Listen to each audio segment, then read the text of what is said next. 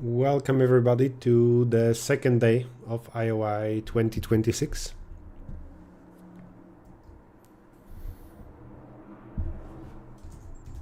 I'm waiting a moment to see that everything works.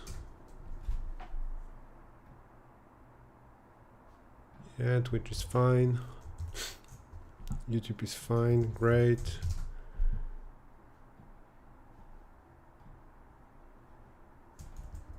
And will this work?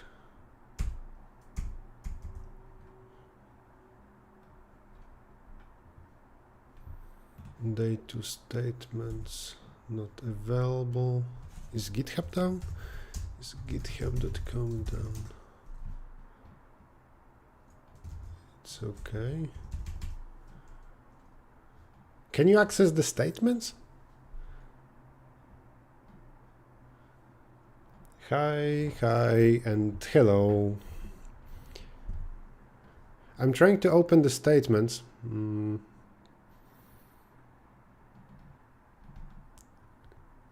Statements are here. So the link does work for you?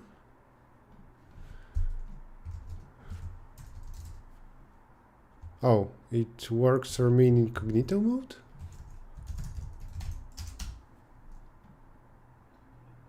That's so strange. I cannot open github.com from my browser unless I open it in incognito mode. Bizarre. I wonder what works for me. Yeah, I mean, my friend Kostka is the owner of this GitHub repository, so my first thought was actually that he blocked me. Just for fun, but no, I cannot access github.com outside of incognito mode. Okay, so we'll look at the statements, certainly. Actually, let me put the task link there, or I guess the link is there already.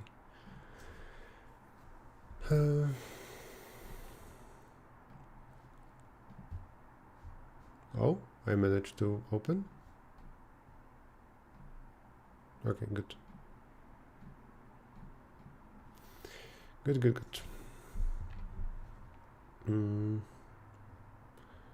Browser IOI queue. Can I do? Yeah, I guess it's fine. So welcome everybody to the second day of the stream, or second day of IOI. The first one was 2 days ago. Yesterday contestants had a day off. The live stream is sponsored by Harbor Space, and big thanks to them for that. Also, I will talk more about the classes that will start this weekend, the free Olympiad classes provided by Harbor Space, where I will teach. Something like that weekly with 2 groups of difficulty. Let's get back to that topic later. Now we want to look at the leaderboard. After the first day, if we just ignore for a moment, can I do... No, I cannot do that, but I can do something like that. Okay. I have multiple monitors, so it's easier for me to scratch. Anyway, after the first day, there were 3 tasks: ball machine, monuments, and tiling. There was one guy from China with 300 points, then Japan and Australia closing the top 3. The first 2 people had big lead with 300 and 270 points, then 250 and a lot of 220s or so. There are around 400 participants, and roughly 30 places get the gold medal. Top 100 gets silver, top 200 gets bronze. That was the situation after the first day. Tiling was a very easy task. Half the people solved it. So yeah, here something around half the people solved it for 100 points, which is very unusual for IOI to have such an easy task. And then there was ball machine, which was almost an optimization problem where you could have a lot of ideas, but 100 was possible. Some kind of tree discovery task via interactive process, and monuments was a task of a standard style.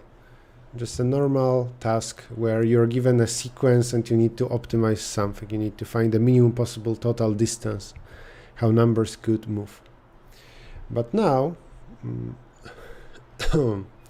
what we have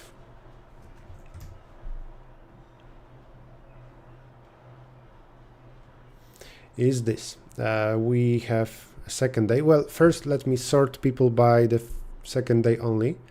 If we look just at today, already we are halfway through the contest.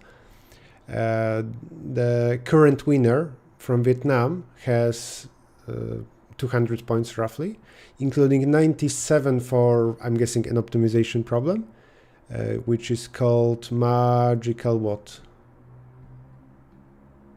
Magic City. Magic City. And then still 100 is possible. Already Vladislav from Russia has 100 points. Then there is a task classroom game where a lot of people have 80 and 75 points. For now, no 100. And finally I'm waiting for the full name to appear. Partition. And there is partition for 45 points, 24 points usually is the score right now. Magic City is funny, specifically the subtasks. Let's see in a moment. And if we look at just the day 2, the top places are Vietnam, Russia. Oh, this is not Russia, right? Is this, what country is this? That's Israel. That's Israel because I remember we checked Daniel yesterday. So Russia, Israel, Belarus, and one more country do not participate as a country. They participate under international flag. And then there is Estonia and Malaysia as right now first places in day 2. That being said, of course, somebody might be working on a bigger solution to something and will now suddenly jump by 100 points. What is interesting, I think, is that right now top around 20 is not China, or just on day 2. I think that's very unusual, though it might be a sign of those people working on subtasks and getting a lot of points versus Chinese participants who are favored to win usually, working on full solutions worth 100 points, which is an optimal play for really the top places. And in terms of the global ranking right now, so the sum of day 1 plus day 2, right now Vladislav is winning with 430 points and Yuya from Japan with 390 points, second place. Still nobody in top 6 from China, which, just like I said yesterday, I'm happy about it. I will cheer for underdogs. I don't think it's interesting that China keeps winning the IOI. All right, and you said that what Magic City is interesting. Then let's look at it.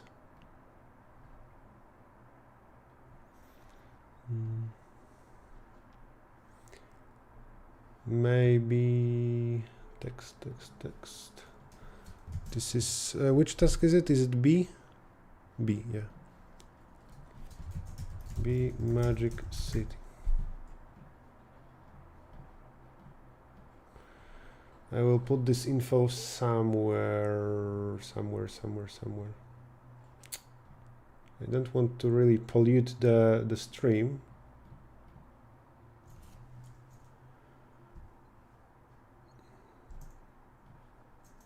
But I think it's just convenient if you know what's going on and later you can scroll the recording.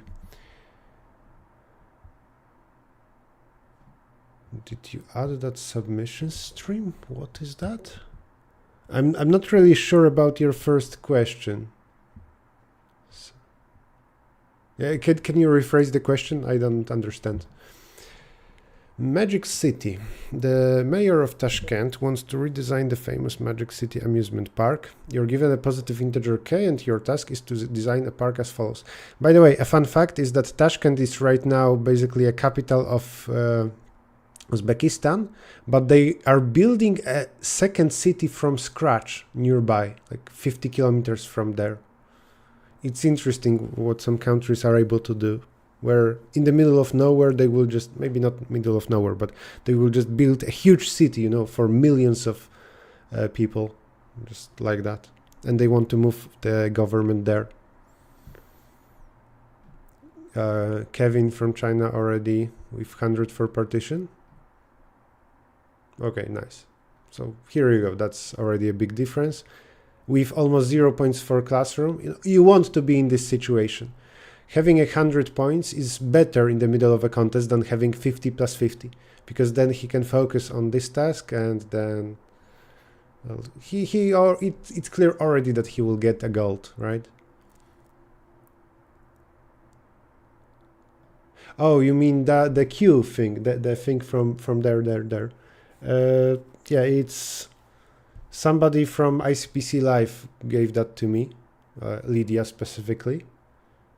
And I don't know exactly what software they use. I just, grab the link. I'm not sure if it's public, if I can show it to you. When Lydia shows up, if she shows up for the stream, we can ask her.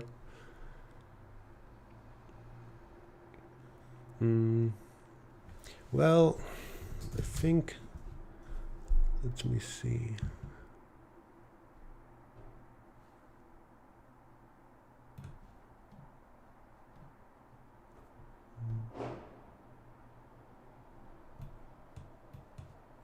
Does this work in incognito? If you want, you can, I think, grab this. This contains all the information, and it's really ICPC style. So if you want a nice leaderboard, this link I showed yesterday anyway, so it's not that today I can hide it. And hello, Lydia. Yeah. Okay, YouTube.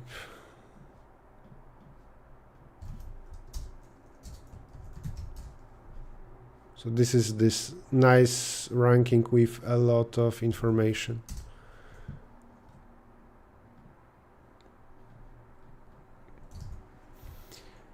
I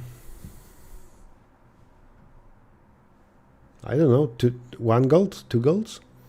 Let's get back to looking at the task. Attractions from 0 to n-1. Actually, the attractions are overused, I think, in IOI tasks. In particular, in some tasks, it's hard to understand the statement because they keep using a word attractions even if it doesn't make sense. Normally, you would say like maybe colors or nodes or cities, and here attractions.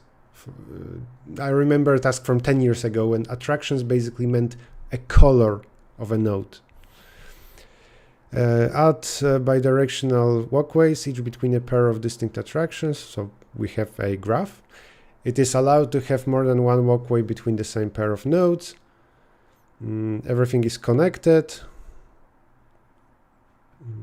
For every node, assign a color, a type TI. There are 2 times k types.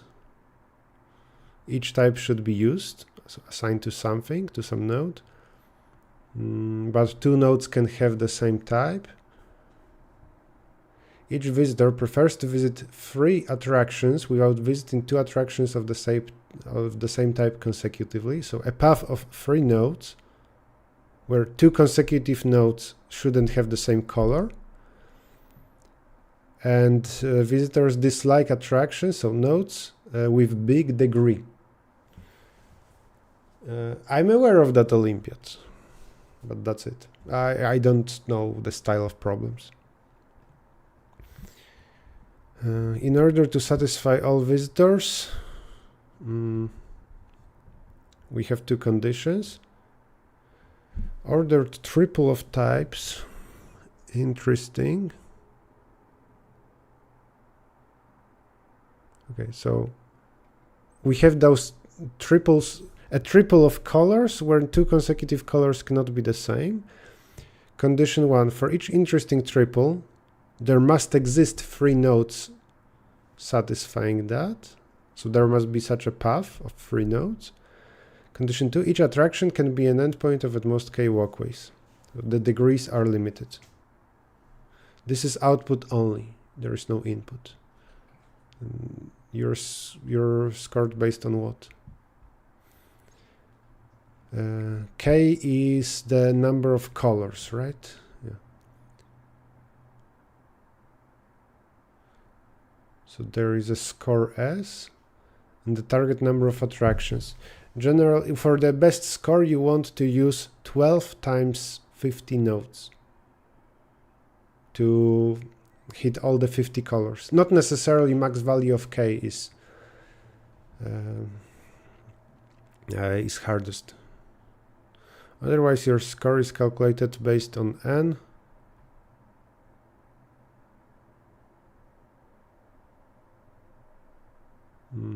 Oh, and P is that requirement. Okay, there is some scoring. Okay, well, let's construct something. What is this thing? Oh, it should, wait, shouldn't the graph be connected? It is not required. Okay, not necessarily connected, sorry. Maybe they are warming up. Keyboard, Logitech Ultra X or something like that. It's a very old keyboard.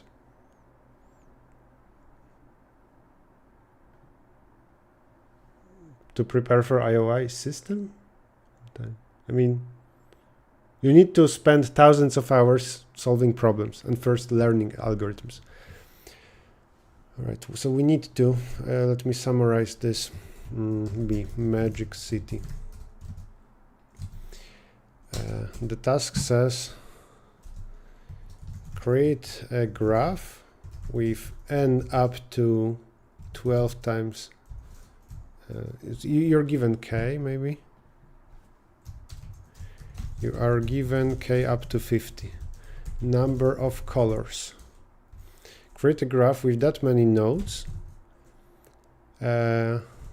with degrees, with node degree at most 50, so that for every triple of colors, C1, C2, C3, such that C1 not C2 and C2 not C3,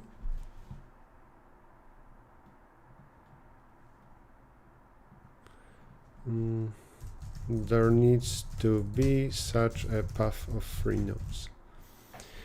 That's the task, right?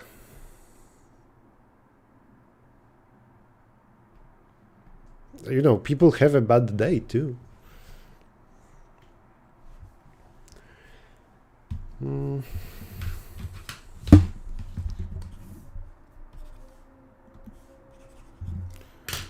Okay.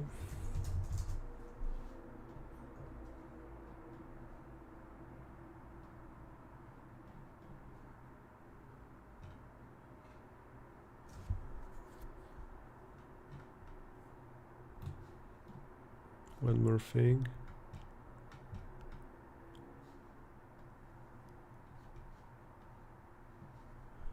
I will post second day live commentary.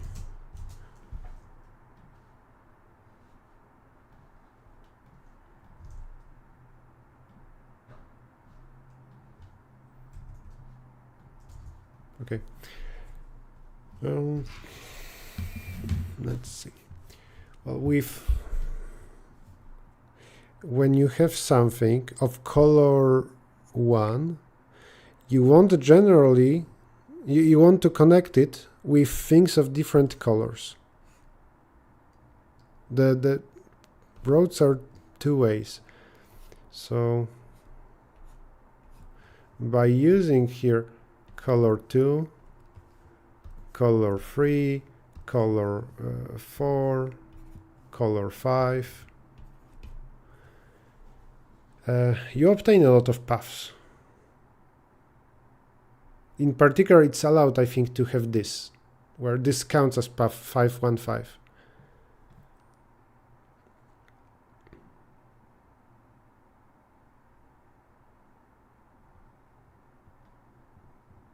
Why won't we have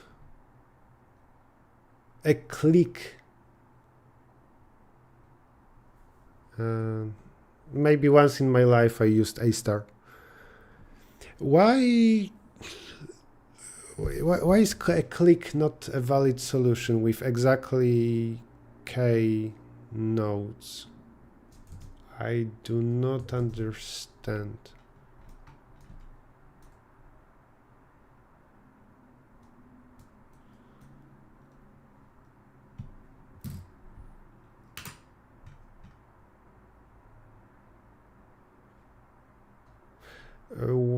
K, actually we have 2 times k colors, right? Yeah, sorry.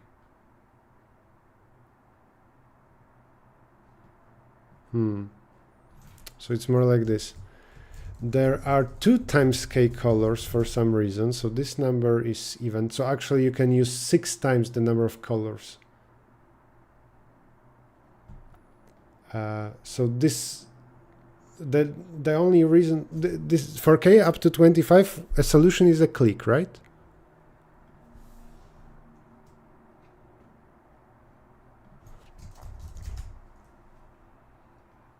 I'm not a fan of using k just to say that then there are 2k colors. Can somebody confirm that for k up to 25 we should just output a click? Everything connected to everything. And now I need to focus on something like this. I can use, let's say, 10 colors, but the degree is limited by 5.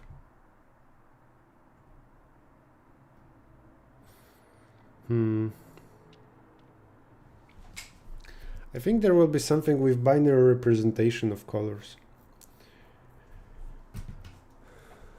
And maybe some different things.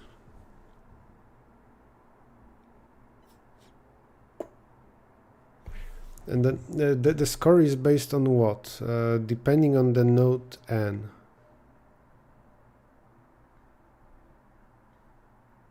Up to 2 times p. Let's think. So let's say that, let me decrease that. I don't want to make big drawings, but let's say that there are, what if there are 2 times k up to 10 colors and degree is limited by around 5. What could I do in this case? I mean, I can take nodes like 1, 2, 3, 4, 5, make a click of everything. The edges, if I understand correctly, do not hurt. Same for 6, 7, 8, 9, 10. Make a click. Then I can do another split, like just odd numbers, 1, 3, 5, 7, 9, make a click. Just odd even numbers, 2, 4, 6, 8, 10, make a click, and so on. For every 2 numbers, if for every bit in binary representation I split by numbers with a 0 on that position and with a 1 on that position, then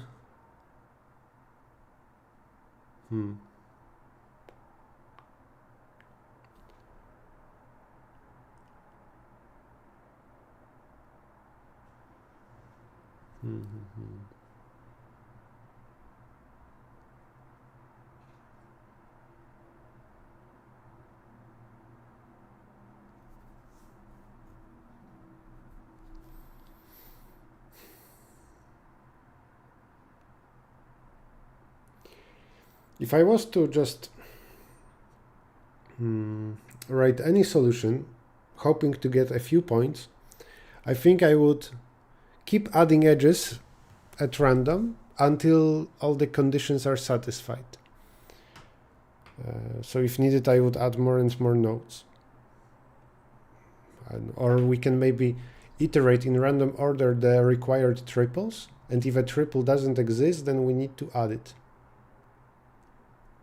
Maybe later I will look at the leaderboard again and various countries.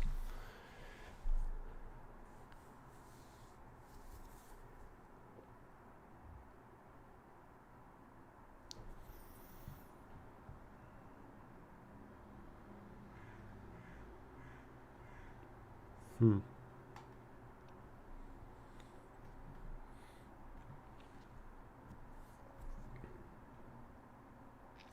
we want every triple to exist somewhere in some split. What about a randomized solution? Where we choose, we have, well, let's look at the max test. 2 times k up to 100 colors. I still don't understand why number of colors is even here. Well, strange. And the degrees need to be at most 50. What I can do is always choose random 51 nodes, sorry, colors, and create nodes of those colors and make a click.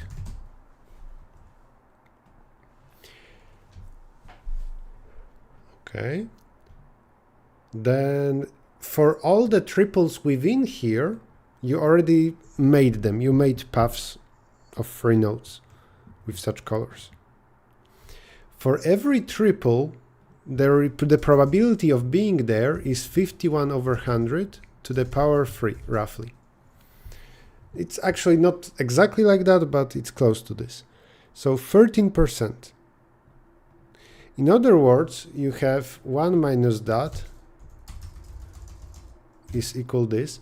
This is probability of failure, probability for a triple not to be here, for a triple of colors. So now I will make a lot of such clicks. And the question is just how many are needed.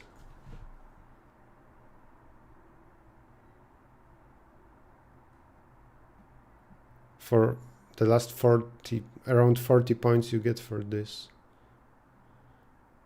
Also, this is output only, so you can optimize locally. I might want to implement this and just check locally. And we'll see the score. I mean, I would need to... Okay, we will not see the exact score. We don't know the values of k. But we can check what subtasks roughly we should pass.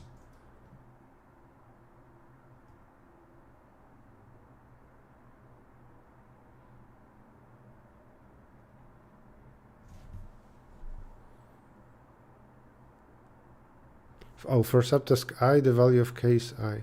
Okay, so we know k. Oh, wait, here... Wait, what?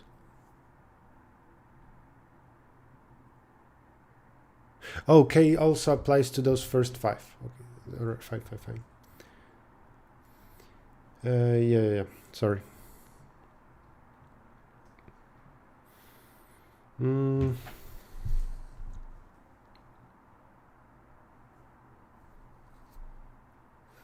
But the thing is, my solution relies on the degree being limited. Where is the limit for the degree conditioned? Oh, I'm stupid. Not 50. Each attraction can be an endpoint of at most k walkways. Actually, I'm not that stupid, but... so the degree is limited by half. With no degree at most k. So it would be better, I think, to say that there are k colors up to 100 and the limit for node degrees at most is that it's at most half of the number of colors. Okay, but my logic works.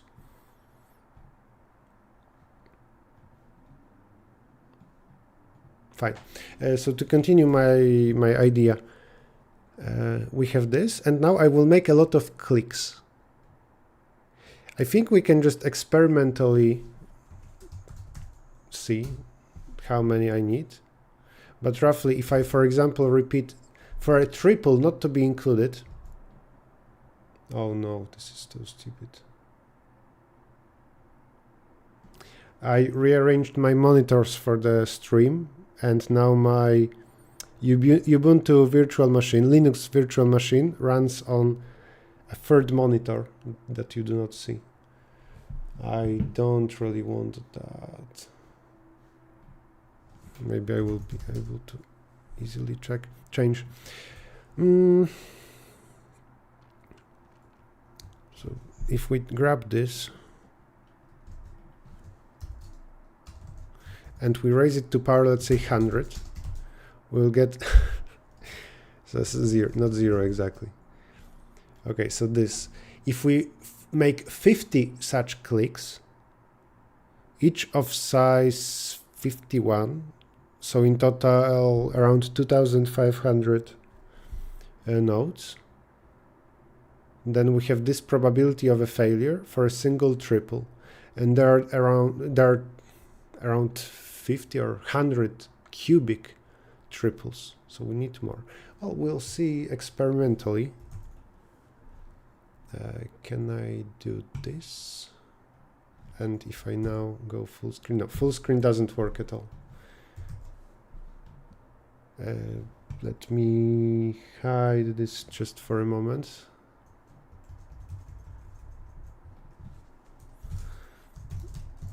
Okay, what is this? This is fine.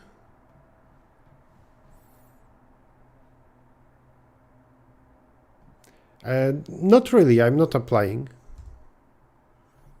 So you don't need to beat me. Okay, so in this Magic City, what I want to do is I want to keep making clicks. Let's say that K is exactly 100, not 50. I don't like this. I will just say degree limit is 50 and then colors is equal to 100. So this is 2 times K. I don't want to use the value of K because it's confusing to me. For me, K sounds like number of colors.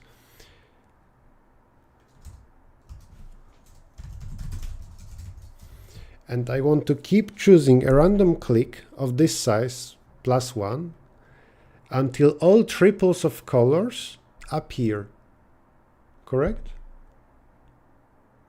Yep. And we will see how many nodes or how many clicks I need to do.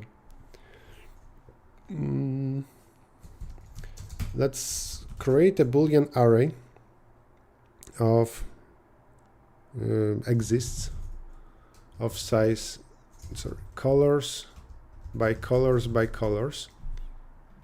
This will be C. And I will keep populating them. Colors will be numbered from 0 to 99. While true, I will make a click here. So let's choose random nodes. So random colors, which is random colors.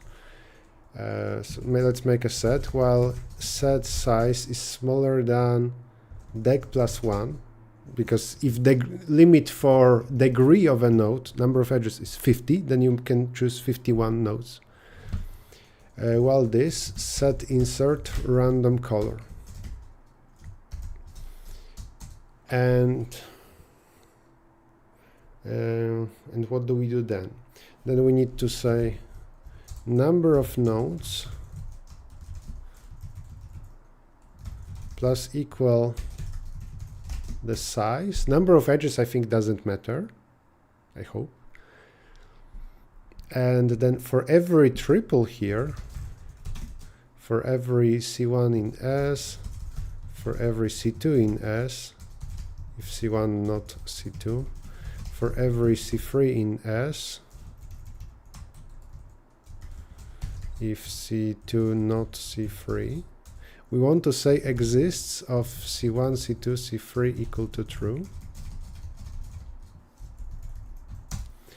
And if this doesn't exist a moment ago, then triples plus plus. I want to know when to stop. Actually, I think it might be safer. Check every time. No. Okay, triples is equal 0. I guess only in this case we can mark as true. And after all of this, we can now compare number of triples to the number of triples that I want. The first color can be one of C, And then the next one needs to be different than the previous one, C-1 options, and then C-1 options. If this, then break. Output the number of nodes.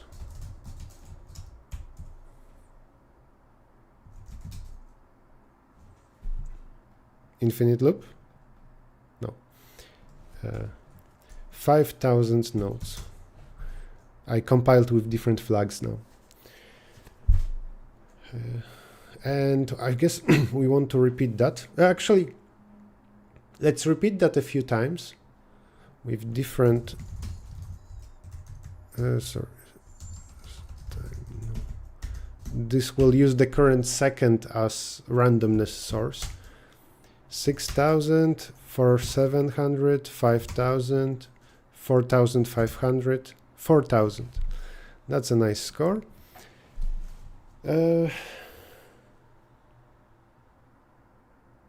Right. So for max data, I have n equal to 4,000. That seems too good. Okay, no, sorry, not that good. Let's now look at the statement.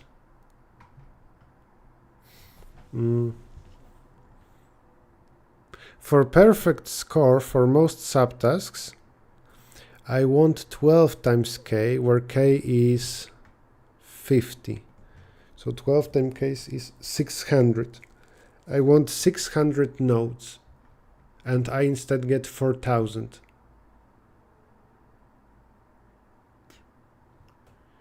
For n needs to be up to 2,000 to actually get points. So for max k, I will get 0 points. For what k does it work? So let's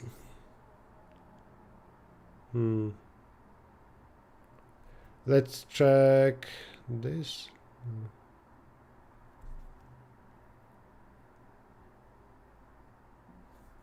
What is the difference between those? Oh, k is small. Actually, what happens if k is small? Let's say 10. This is 2 times deg. And let's make some loop.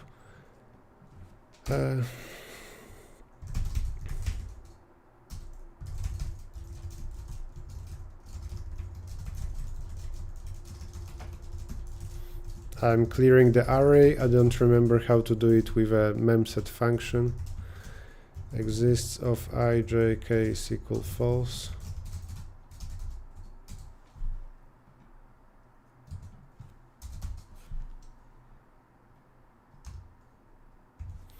And here, if nodes smaller than best nodes, we will always output the current best solution.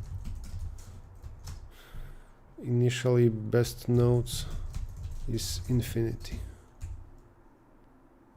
So first, maybe for the k equal 50.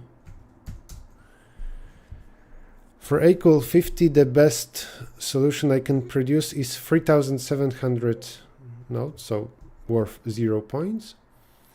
And if k is, let's say, 5,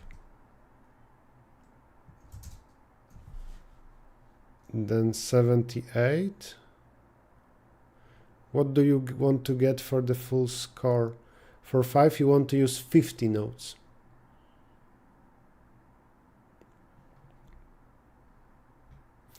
Not very efficient, this thing. But also, close to the end, I will have majority of the triples, right? So maybe it's better to start. First few clicks can be created randomly, but then I think it's better to look at triples that we still don't have.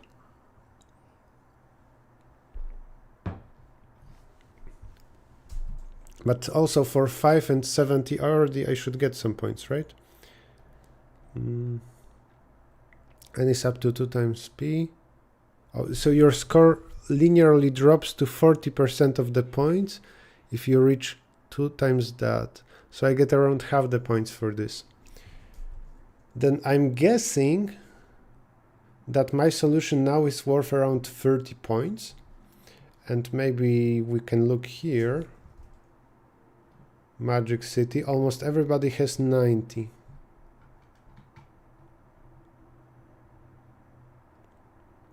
I'm guessing that my solution is around this level right now. 30 something. A lot of people have the same score, 89.47.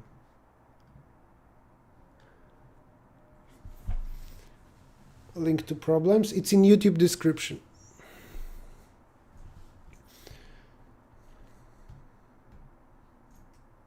We got 66 points, 66 notes here. Let me now improve this. Also, I wonder if this will behave better if the first few iterations we are not fully random. Instead, we split by the bit position. Why would that be good?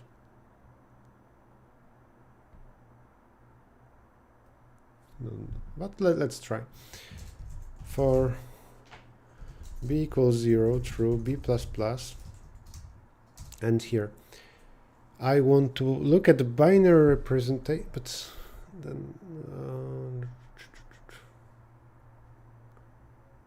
there is this trick that when you have a lot of numbers and you look at their binary representation and you want to split them into two halves, then you look at a bit and you split them into the numbers that have a 0 here and numbers that have a 1 here.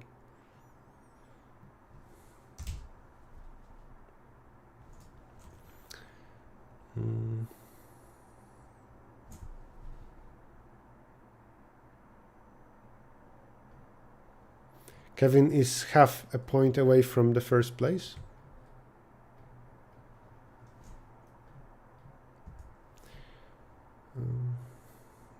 Yes, indeed, that's very close.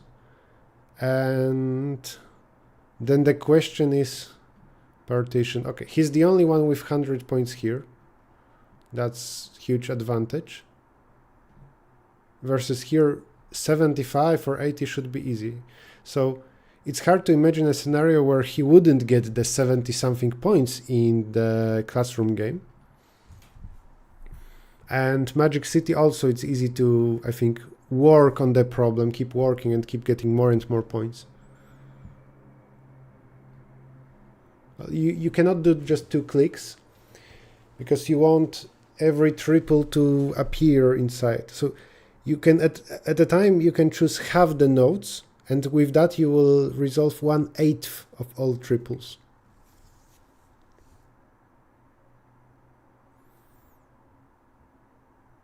I think in my head I see a solution that will use maybe log squared triples or so.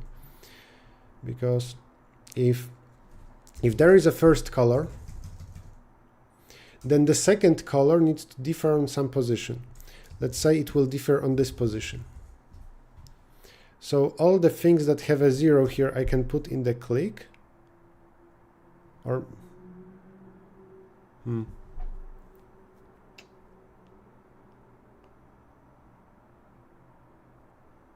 no, maybe we need to think about, so we have 3 colors, C1, C2, C3 in the triple. C2 has some binary representation. Then C1 differs from C2 at some position. Let's say this one. So it would be nice to put all the numbers of this type also in the same click. And on some other position, it differs from C3, so all numbers of this type I want to put in the same click. If I was allowed to have clicks of size 3/4 times n, times, well, number of colors, then this would be easy. Maybe not easy, but it would be good, because I could, for such a color, iterate a pair of positions of bits, and all the values of those types I would put to the same click. Oh, I know what we can do here. We can try multiple different sets. For each of them we can count how many new triples are resolved and choose the set that has the best increase. Let's do that. It will take more time, but that's fine. So back to the while loop. I will not look at binary representations, though maybe there is such a constructive solution with not randomized, a deterministic solution. I will here do something like this. I will adjust this parameter later, but let's say we repeat 10 times. And here I will have best extra equals 0 and set of int best set. Sorry, I do that here. I will generate a random click of that size.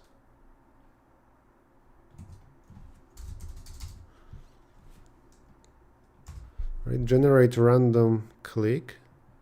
Do not increase the nodes yet. For everything, if not exists, then here extra plus plus.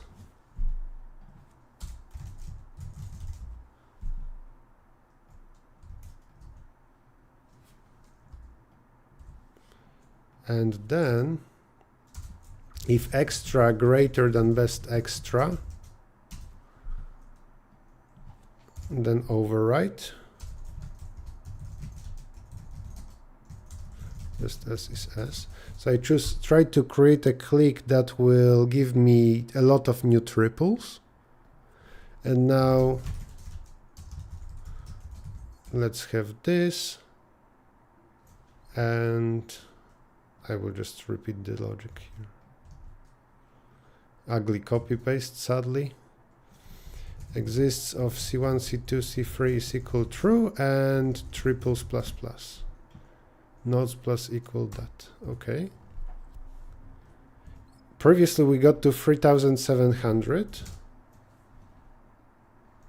Those are much better scores. 2,700. We're actually getting close to getting points even for the last subtask. And what if I adjust this?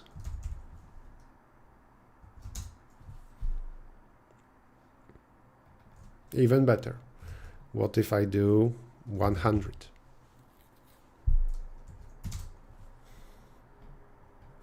Another optimization here would be to, I think, maintain the triples that are not yet resolved and always force sets that contain them. We can also, for every color, keep track of in how many triples it's not resolved yet, and we would prioritize those.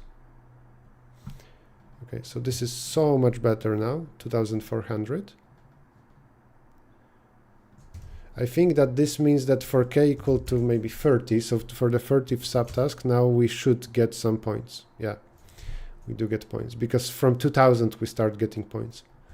And for 5 earlier we saw 66 as the best score. Now it's 60. So better, but not good enough yet.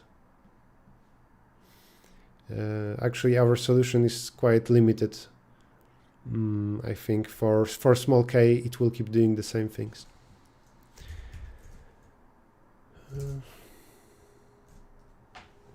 Then I wonder what is our current score. I don't think you can right now submit. And in terms of difficulty, looking at the leaderboard, it seems normal, except for the easy task from yesterday.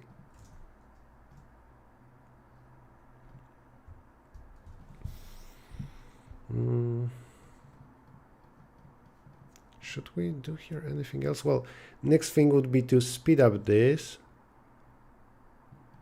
For example, this highlighted part can be a bit set or some binary mask, and then this for loop would be optimized. We would improve the time by like times 30. Right, because here we just check among things that are here, that are right now false, what is inside of the set, and distinct than this element. All of this can be done with O of 1 binary operations. That's an optimization.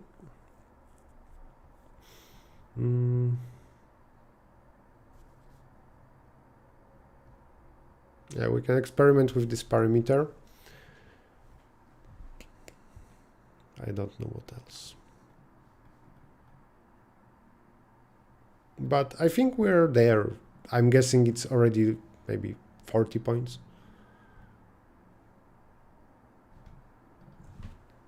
For, let's say, 20. What is the current score? For 20, we have this. So it's like 30 times K. Actually, that's not a lot of points. For this, it's 20 times K. 20 times K, I think, is around 40% of the points.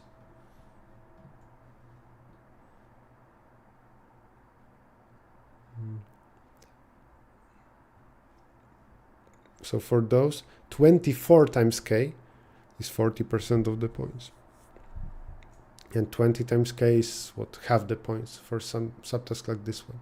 But you also have a lot of points here for K up to 5. And some of them you can improve by hand.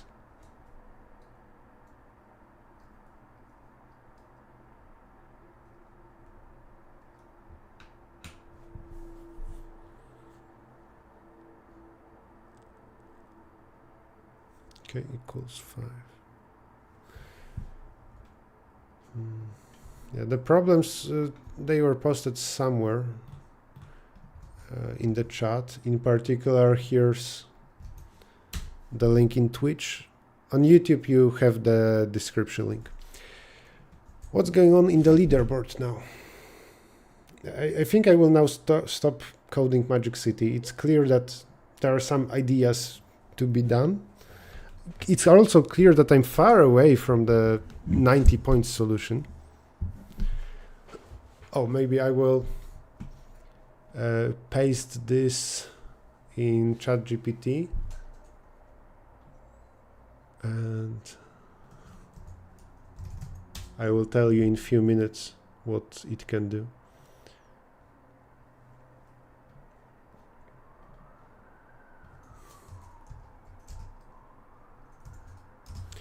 How to solve this competitive programming problem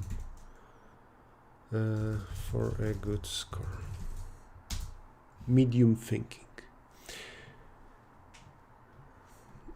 Okay, leaderboard. Maybe first, just looking at day 2, Kevin from China is right now winning thanks to 100 points for partition, where nobody else got that.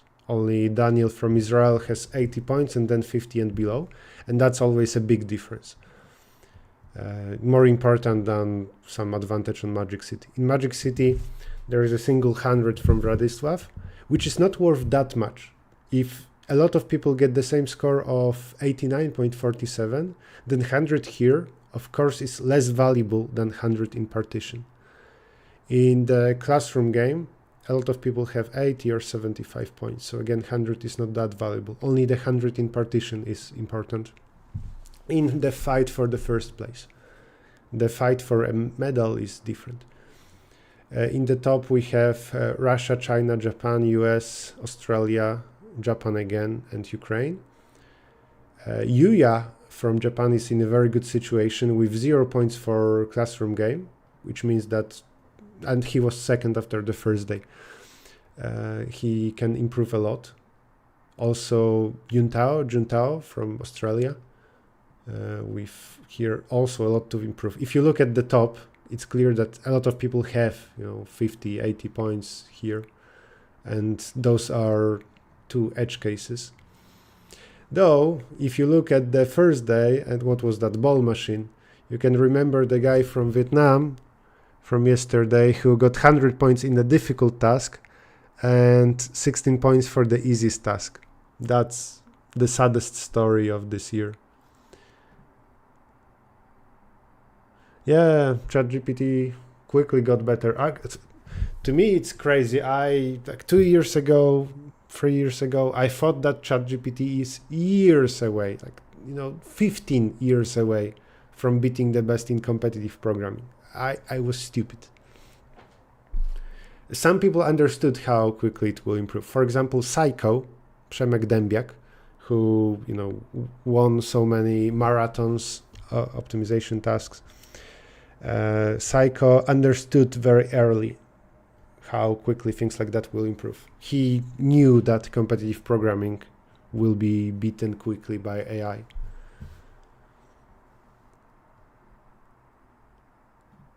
I don't know about Claude, but ChatGPT, I'm sure, can full solve IOI. And yes, of course, it's all thanks to us.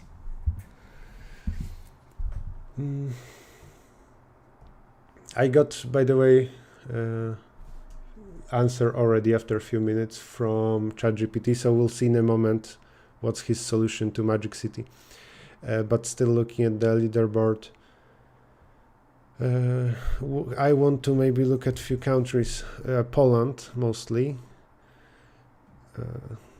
2 people close to gold, 1 silver, 1 close to bronze.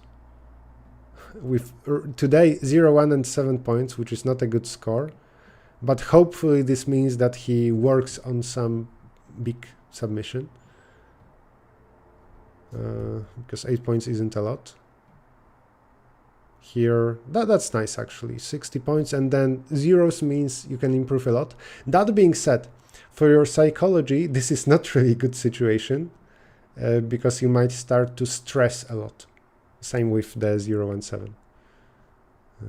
Krzysiek has 0 for the classroom game and good score for Magic City, and Arthur has 0 here as well. Those are similar scores, right? 89, 89, 12, 33. Okay, I want to take a look at the host, Uzbekistan. Silver, bronze, bronze, bronze. And they have more people because they are a host country, so they have some unofficial participants. And Georgia, just because I trained them recently. 2 silvers, Vladimir, Andrea, and then 2 close to bronze. Around top 33 gets gold, top 100 silver, top 200 bronze.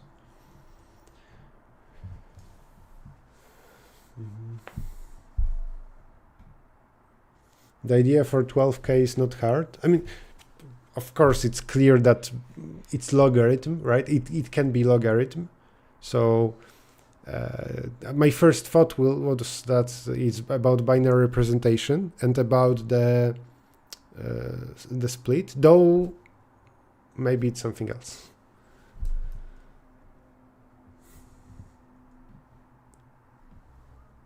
I really don't know. I don't know how software engineering will look like in 20 years. I think I said the same thing 2 days ago, where I think that it's more and more important to know something else other than coding. It's not logarithms.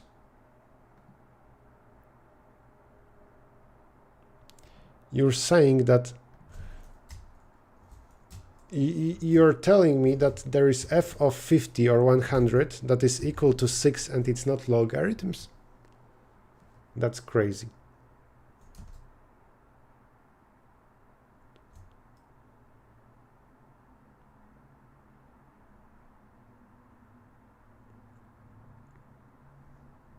How can it be not? So wait, square root? I mean, there is logarithm, there is square root, there are different kind of logarithms, like log star, maybe something with different divisors, so cubic root, kind of.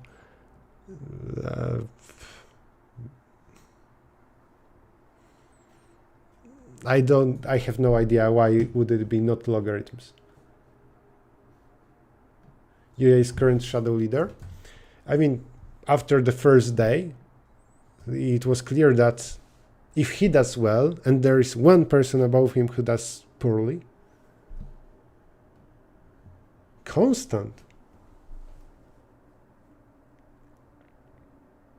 You're saying that for k up to 1000 we could solve it if not for the limit for size of the graph and time complexity and all that stuff? What?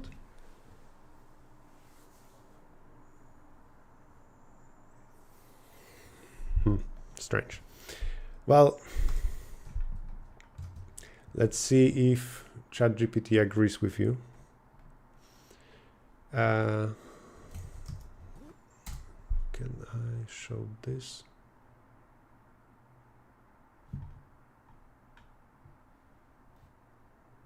No, not like that. Can I show this? Yes.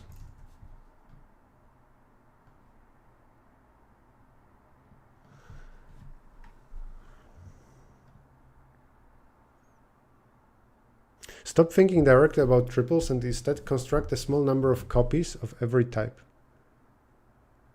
Oh, yeah. So another thing is that I kept focusing on the clicks.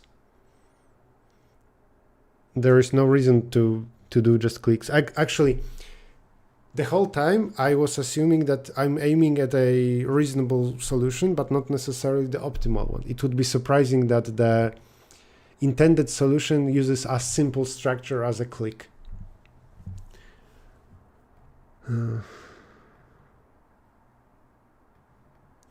Suppose we make R attractions of every type.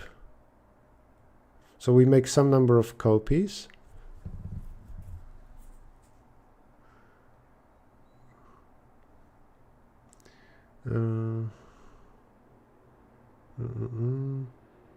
Okay, I will need to understand that well. You want to do perfect matchings, and there is some logic.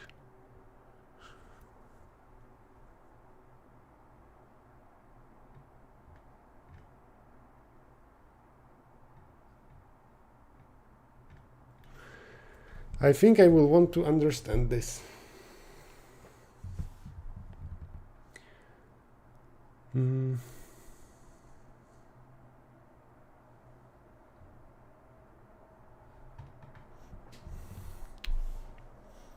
Okay, so we focus on the fact that we aim at 6 occurrences of every color. Well, okay, I agree with that.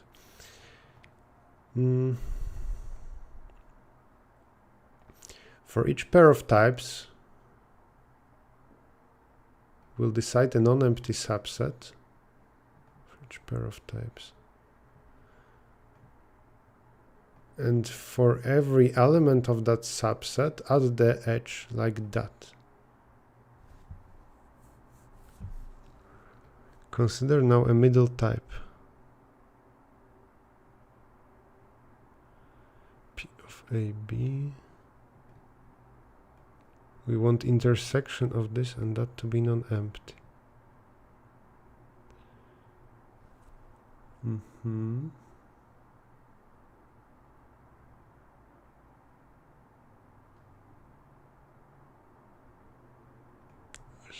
This occurs.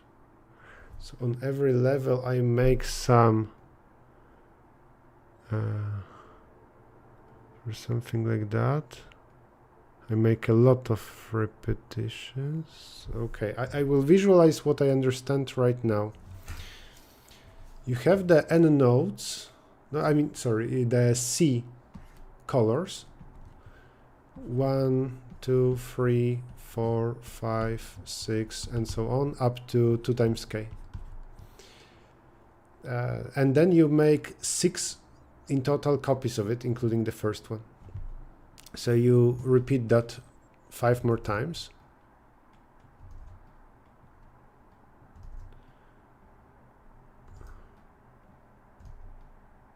Like so.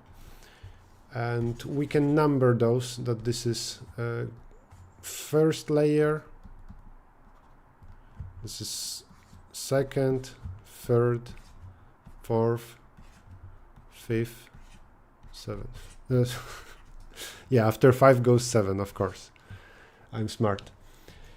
So you have this, and now, I mean, we are targeting the 12 times k. We are targeting constant that is enough for the full score. For every pair,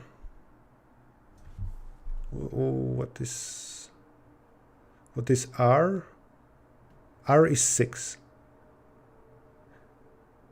For every pair of types, we decide where they meet. So for example, for 1, 2, I decide that there will be an edge here, here, and here. For 2, 3, let's say I decide that there will be an edge here, here, and here. For 1, 3, let's say that there is an edge here, here, and here. For each of 2k, choose 2 pairs of nodes, I decide in a binary mask of length 6, where at which of the 6 layers there is an edge. And roughly it should be half, because I think for every node you're aiming at the degree k, which is half of the number of nodes.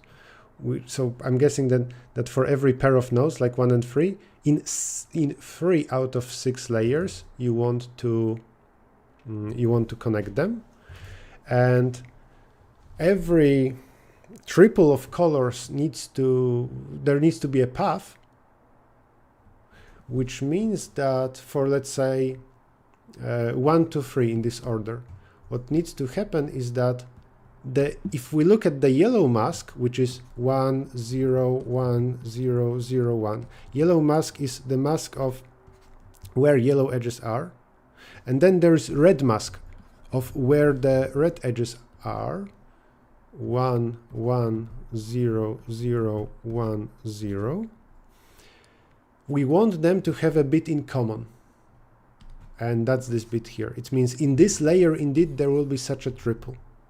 So now for every pair, like 1, 3, we want to choose such binary mask of length 6. I'm guessing that each of them will have exactly 3 bits equal to 1.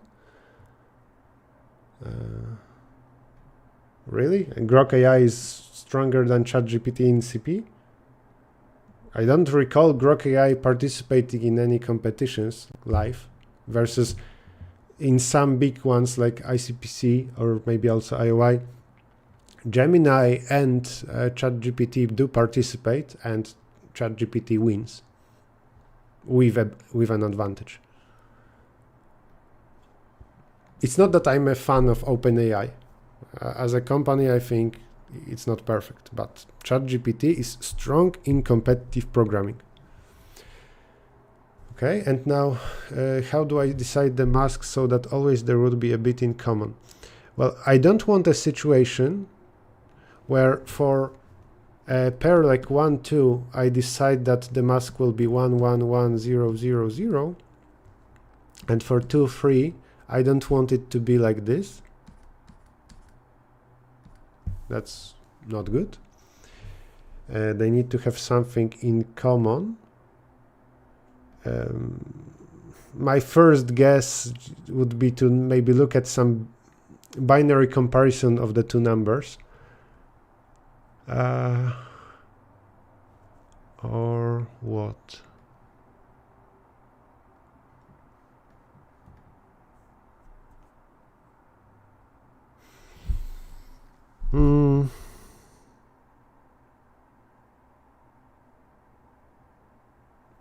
And it's important to distribute the bits in some way.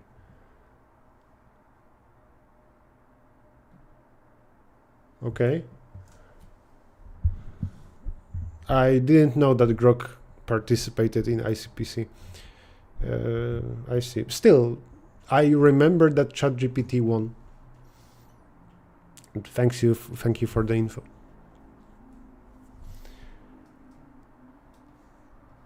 Now, if we didn't have 2 more problems to look at, I would keep thinking about that.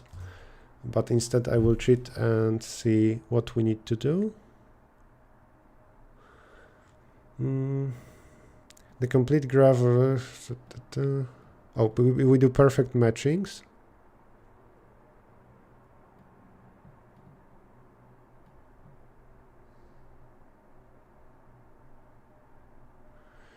We think about 6 edges of the click of size 4.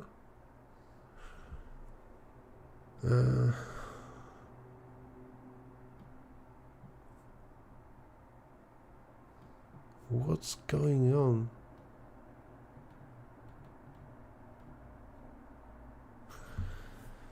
What is this?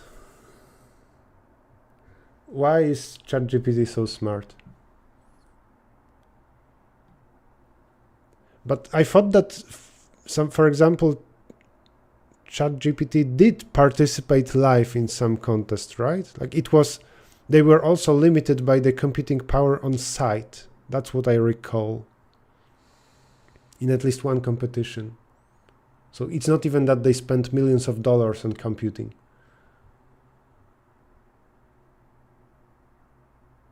I thought that it is official. ChatGPT was official. Okay, then here you go. I might be recalling the announcement from ICPC as organizer, saying that ChatGPT and Gemini participated officially.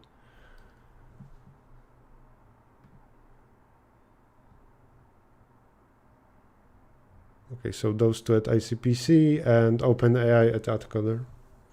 Makes sense.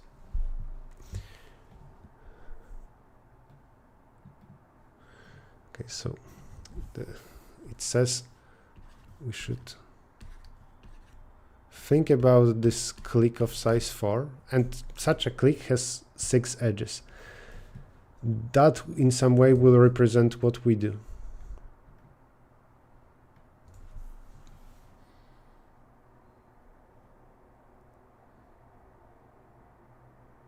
Take the 4 stars. So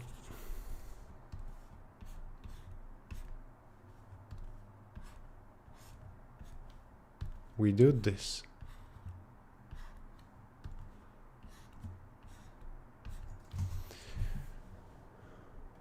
Look at the bitmask form.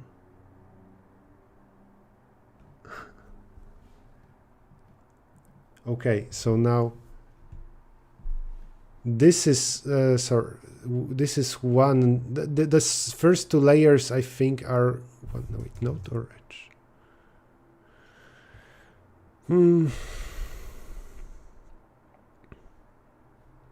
Wait, I'm trying to translate this in my head.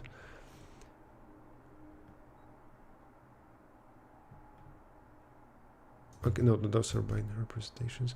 0, 1, 0, 2. So those are layers numbers 0, 1, 2, 1, 2, 1, 3, 3, 4, 5.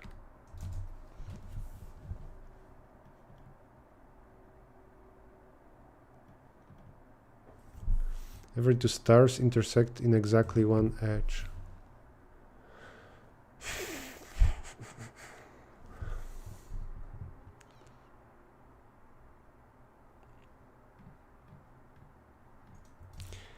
I'm still processing.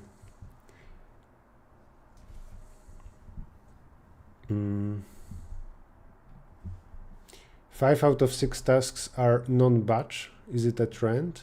Remind me, what is a batch here? Like the batch here means output only, or what?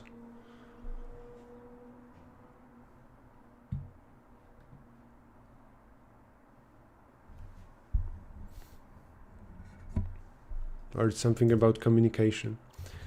I think it's normal that 1 out of 6 problems is unusual. Kevin is winning.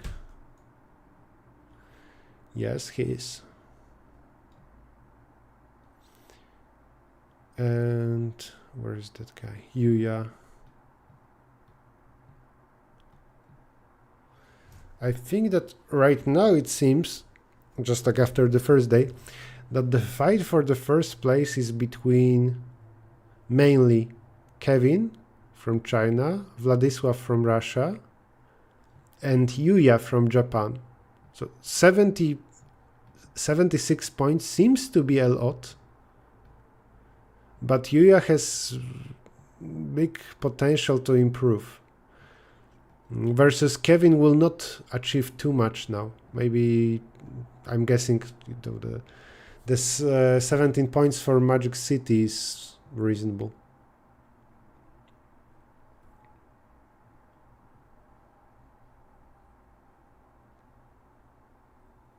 I don't have a full-time job right now.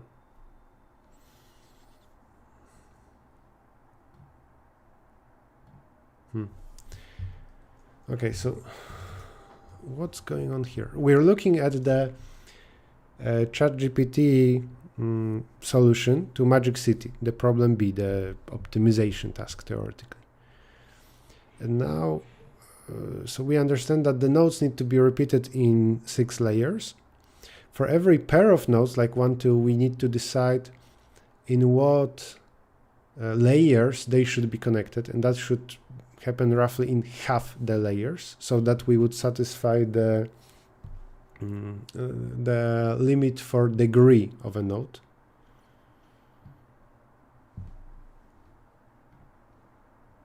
I'm not sure what you mean. The IOI competition is just like many other things for humans to check the ability of a human to do something without AI.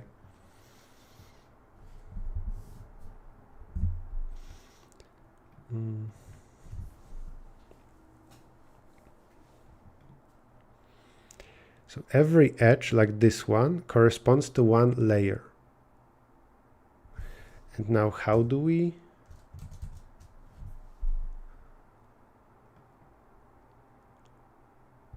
For every two stars intersect in exactly 1 edge.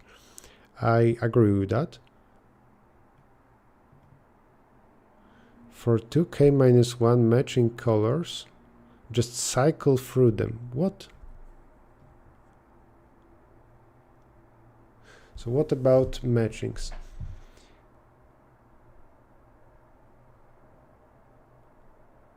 The complete graph on that many vertices can be split into 2k-1 perfect matchings. Let's see if I agree. Complete graph like a click. Then it has roughly that square divided by 2 edges. Each of them has 2k divided by 2 edges. So yeah, I think I agree. So we call the matchings colors. Each type has exactly 1 edge of every matching.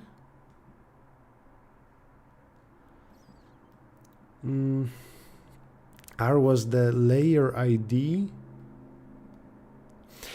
I'm feeling like reading an AdCoder editorial, where even with an editorial, it takes a lot of time to understand the solution. 3 people with 100 on Magic City and 2 with 100 on partitions. Okay. Yeah, AI would be 4,000 Codeforces rating. I think now, from now on, AI would win every Codeforces round, maybe except for, I don't know, 1 out of 20.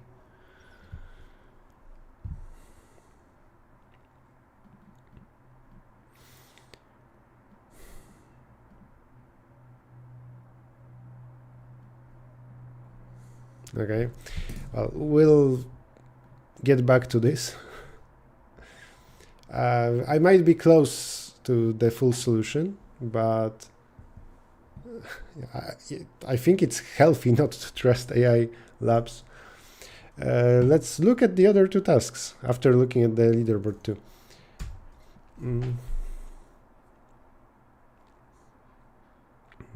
So the same fight for the win that I've just described. Yuya now got what, few points for the classroom? Yeah. But it will be hard. Not only he needs to get this up to around 80, but also gets extra points for partition. So it might be now too hard for him to catch up, to get first.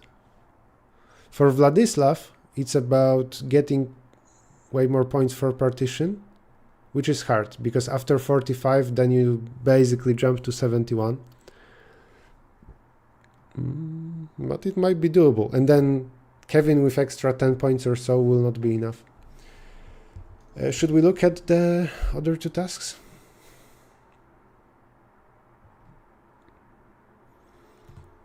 Classroom and partition. Classroom.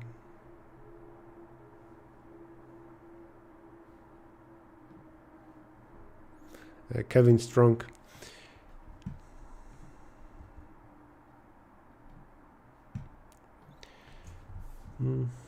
And students. Each student has a piece of paper with an array of integers. Initially, every piece of paper is blank. There are M teachers and the headmaster. M steps of the game. In step J, teacher J enters the classroom and the events take place. A subset of students raise their hand. In every step, at least one student does not raise their hand. So not everybody raises the hand. Every student raises the hand only at most once in total during the game.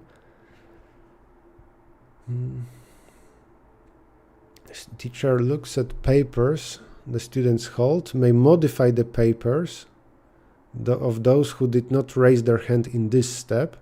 For each student, the teacher can replace the content of their paper with a new, possibly empty array of integers. Each integer is smaller than 64, the size also smaller than 64. After the modifications, teacher J leaves. Students exchange papers using a permutation. I'm guessing that you will control teachers. Once all M steps finished, headmaster enters. The headmaster needs to look at the final content of the arrays and decide when everybody raised their hand, or decide they did not. Your task is to come up with strategy for teachers and then headmaster. Okay. I'm aware of many such puzzles where one person enters a room, can do something, and then second person comes after something pseudo-random maybe happens and needs to decide what happened before. This seems complicated. I don't think in 5 minutes I can analyze this and suggest some solutions. Subtasks here are interesting because you get few points for very small constraints. Then there is at most one student raises the hand at each step, which seems very separate from the full task. And then 56 points for extra for the full solution. I would call that not a perfect IOI problem, because it's clear from 44 it's hard to jump up to 100 points. Oh, no, never mind. Again, I'm not very smart. There is the scoring depends on the length of arrays that you use. Perfectly, you want to use arrays of length 2 at most. So 64 times 64, 4,000 basically values are available to you. Okay, got it. Then what are common scores? Oh, Vladislav got up to first place again. Nice. Did he just get 100 for this? Oh, now I see the chat. ICPC is an easy contest. I don't know, man. I participated and it wasn't easy. Yeah, Vladislav is first. 5 hours indeed.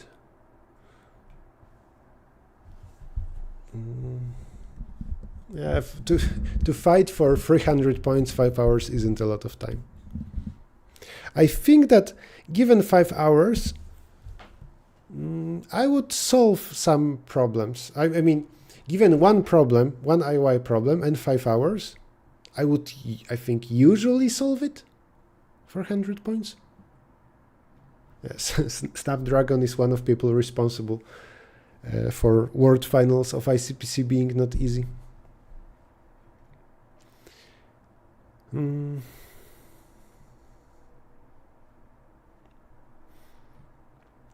not this. Okay, so I wanted to look at the scores for this guy. 79.75 or 75. For the full score, like this is worth 56 points. If you lose around 20 or 25 out of that, it means that you got around 60% of the points. So I think it's that. People are doing C equal to 4. If you get, let's see, if you get 44 points, plus 56 is multiplied by 0.55, you get 75 points.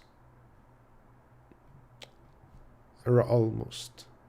I don't understand why it's so close but not exactly right.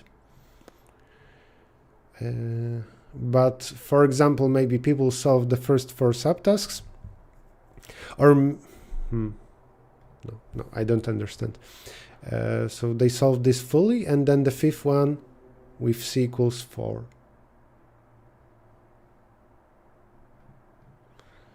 Why somebody cannot solve all problems in second day? To be honest, I'm more surprised that somebody can solve all problems in one day.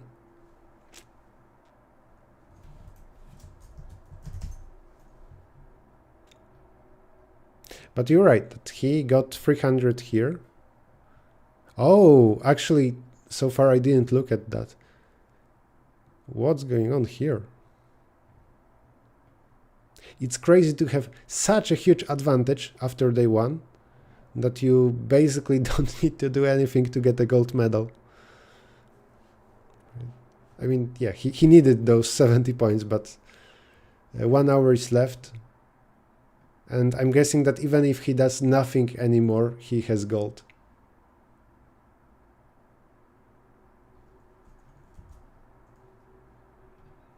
Farming some magic points. Let's see.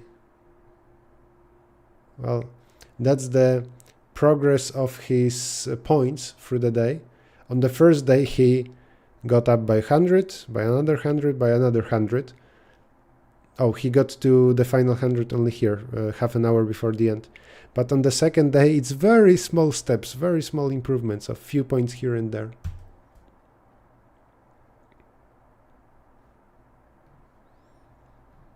His points not updating. I think what is still more likely is that he struggles today, rather than the fact that, you know, the leaderboard doesn't work specifically for him. But what I think is safe to say is that he will not win. With that, after first day, the second best score was Yuya from Japan, but he's not doing too well, with only 10 for classroom game and 33 for partition. And after first day, then it means that there are few people with around 250, 230 points, and actually, I would say anybody in this range could win. But now if we look at those scores, Vladislav is leading over Kevin, though Kevin is in better situation. With likely the easiest points to get now for him. Oh, he just got 3 extra points here in classroom.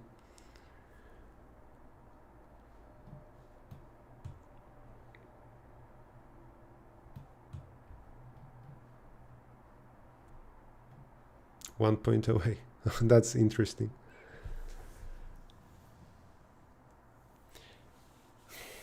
IOI gets a lot of proposals, and it's nice that they can choose problems that have such a varied scoring. Arguably, the second day this year wasn't very interesting in terms of the number of points and ties. I think if you sort by first day, there are a lot of ties, right? For example, here, 205 points. Look at how many people. 47 points for first task, 58 here, 100 here. Mostly I think it's because of the one easy task, where then you have only 2 tasks to distinguish between people. So it's natural that there are such ties. Look at how many people with 188 points. 183 points, a lot of ties. 170, 20 people. So that was not a great day in terms of the variety of scoring. But then if you sort by just the second day, which is here, Then I'm scrolling, and I'm basically not seeing ties.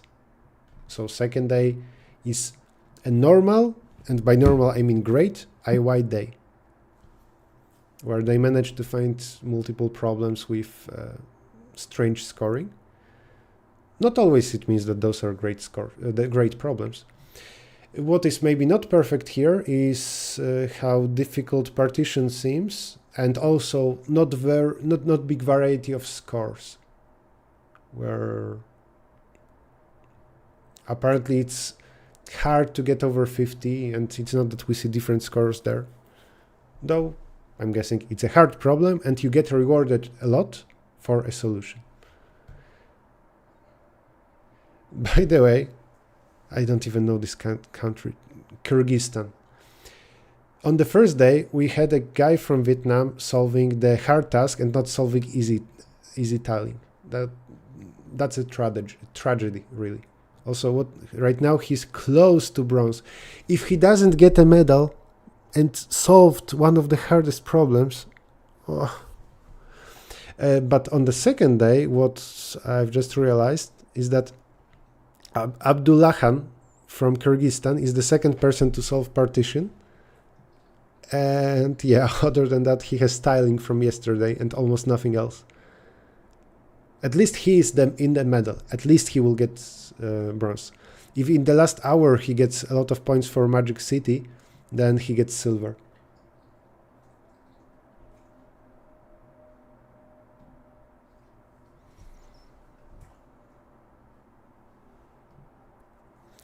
The competition between two top players is amazing. Yeah, it's good that there isn't a clear winner right now. Yuya got 50 points. Ooh, nice. Nice. I wonder if he now will keep working on A, or he will jump to C. Likely working on A maximizes his expected points at the end, but working on partition, he doesn't know that, he doesn't see the leaderboard, but working on partition might be the optimal strategy to fight for the win. If he saw the leaderboard, and now of course he will get a gold medal. I don't think there is a big difference between being second or fourth in the IOI, but I think there is a difference being the winner or not being the winner.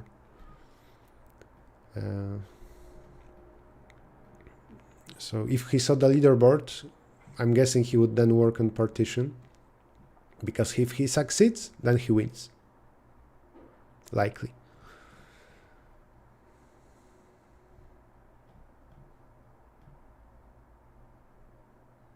Ahmed, stop repeating the same comment.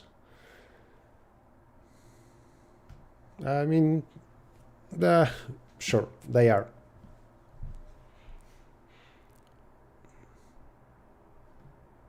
Yeah, sad. But regarding this fact, I think it's a well-known fact that there is a bigger variance in the skills of boys, meaning not only there are more people in the top, but also at the bottom. I think if you did IOI but the opposite, also you would get a lot of boys there.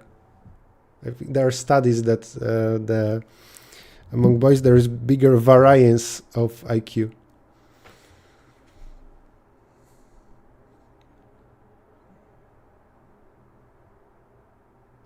And yes, some people are good in one field only. So if somebody goes heavily into competitive programming, and for the full school they do exactly that, it doesn't automatically mean they are a good software engineer, but they are in some way talented, so they should be able to learn other things. Vibe coding, I think it's fine. Let people create whatever they want. In particular, prototyping, creating small websites, it should be easier now. Or, if your dream is to create a video game, now you can make your dream true. You submit so you'd see your score. When you submit, you get feedback, and that's very valuable. Also, the leaderboard is hidden. So actually it's optimal to submit whenever you can.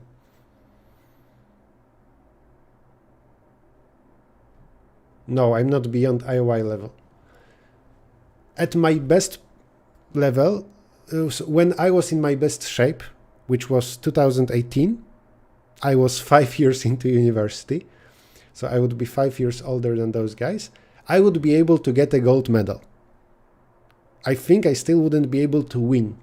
Maybe I would be top 10, you know, being 5 years older than those students.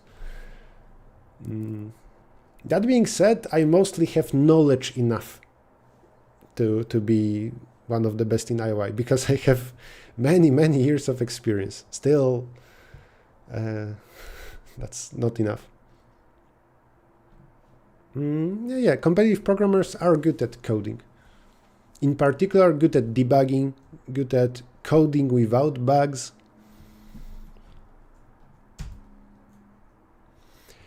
Let's look at the last task, partition.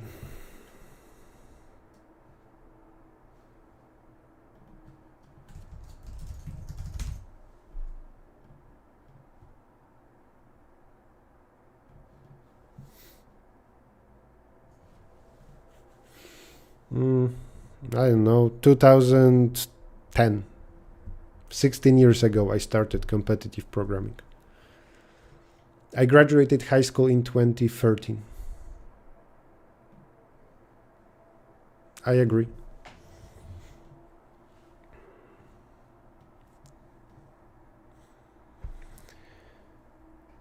Partition problem. Partition a given collection of positive integers into k non-empty groups such that the sum of elements in each group is the same. Okay, easy. Multi-dimensional knapsack, done. Two people enter separate booths and cannot communicate. The first guy, actually, by the way, I don't like when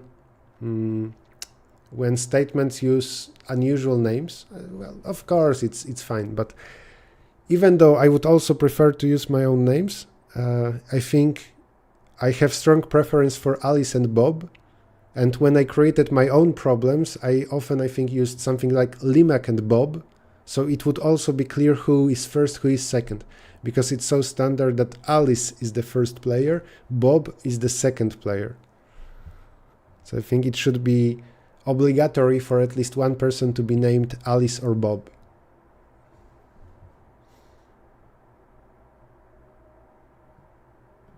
I've not easily, but yes, and yeah.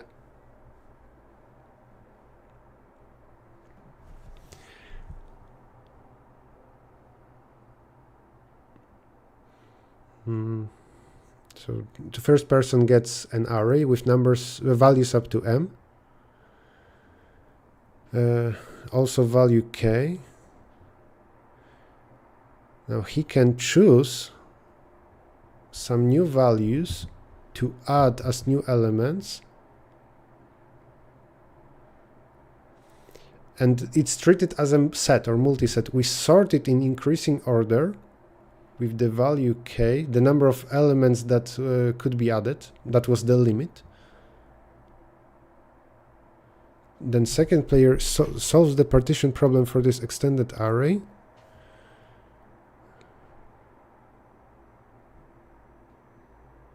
Oh, got it. So normally this kind of multi-knapsack is NP hard, but we want to add new elements, so it would be easy.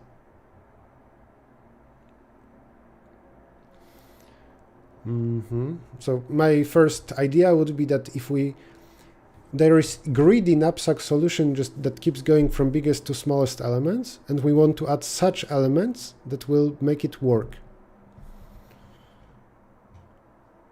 And then there are a lot of subtasks, including k equals 2, k equals k up to 10 or 100.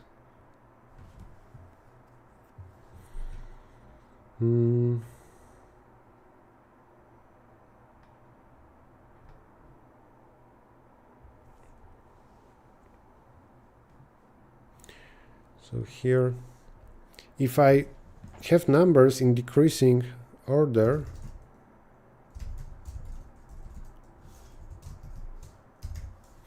for example this, and I need to split into 3 buckets, 3 groups of equal sum, then I would think about a greedy strategy that always assigns to the smallest bucket. So when we have 99, it goes into first bucket. 90 goes into second, 85 goes into third, and now whatever is the next number, it goes to the bucket with smallest sum so far. And I would try to make this work.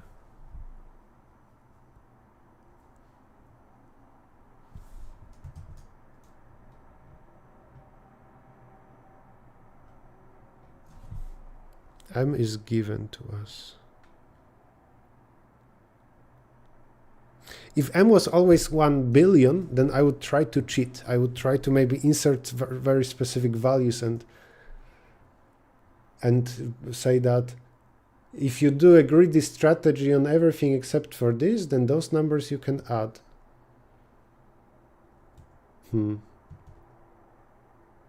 Because if second person knew who is added, what is added, then I would say that we just simulate greedy on the existing values. Then there are 3 buckets with uneven sums, and we can insert the new. So let's say the final sum 1 is equal to, let's say, this, sum 2 is equal this, sum 3 is equal 509. Then I know that if I create new values 9 and 4, then that can go together with those sums, and everything is 509 total. Problem solved. But this will be inserted somewhere randomly inside, so we don't know that those are the new numbers. They will also be used with the greedy elements. Everything will be simulated together. It would be nice to encode some message of what those values are, but that's hard. We can afford some extra time complexity, so there can be greedy strategy, but for big numbers we try different things.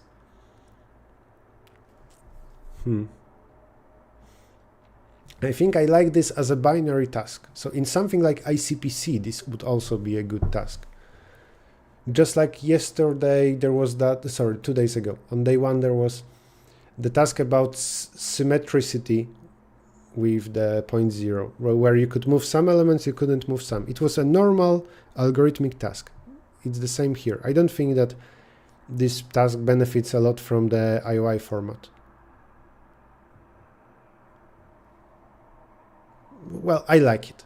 After reading the tasks, this one I like. Maybe not for IOI, but generally.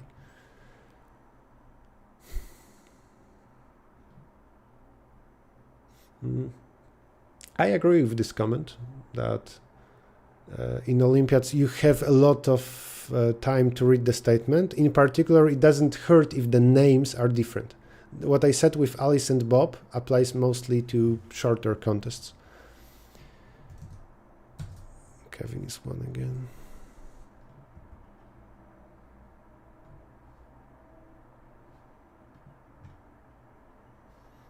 So he got +2 points in classroom. What is this? Also, he got some submission minutes ago here in Magic City, and partition he solved fully, halfway through the contest.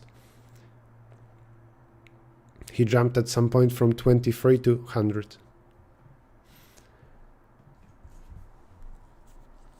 So who will win? There are 4 points apart, and Vladislav can... Well, in partition, it might be hard. I don't know. Classroom. It's hard for me to say anything about the classroom game. It's the kind of problem where you need to sit down, analyze for multiple minutes, then you will have ideas maybe. During a stream, it's usually harder for me to, think about a complicated task and also talk with the chat.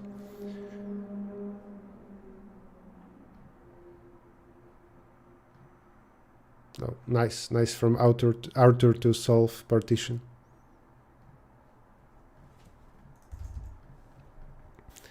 So Arthur has a gold medal. He will now fight for some points here in classroom, but I mean, if he quickly gets 100, then he can be first, theoretically, but that's not likely to happen. Krzysiek on the border of gold medal. Top 33 or so will get gold. So this might be enough.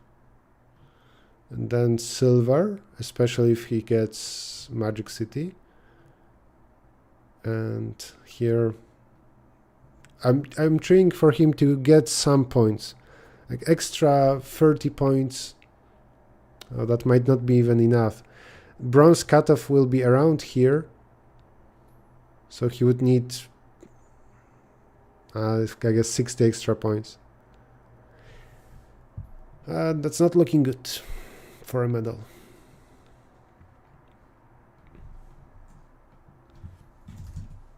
Spain. Silver to bronze and one almost bronze.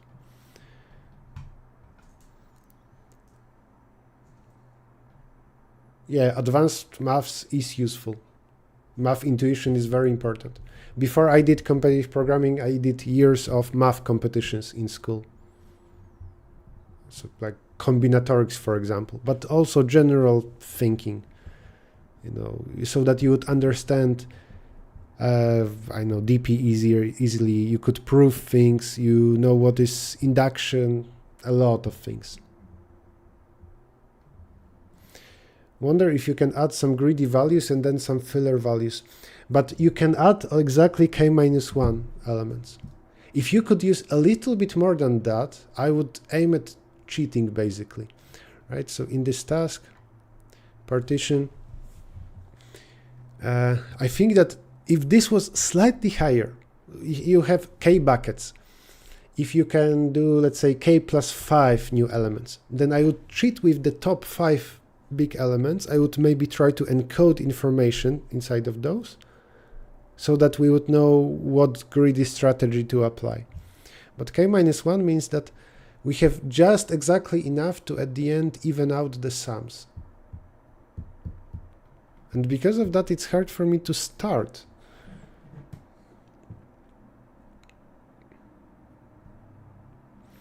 But as I said here, also we can work on the time complexity. For example, we can try multiple strategies of how to start or how to finish. Also, the greedy strategy doesn't exactly need to be like that. It can be, for example, compute the sum of all elements, then you know what is the sum for every bucket. And what we can do is we can go for the sequence from left to right and try to first fill the first bucket. Just always grabbing a number if it fits.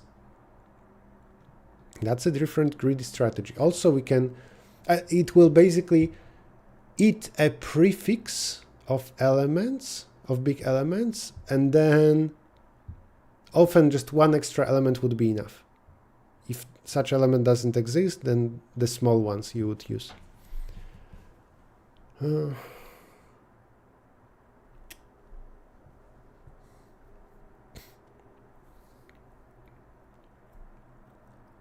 Adding extra big elements seems tricky.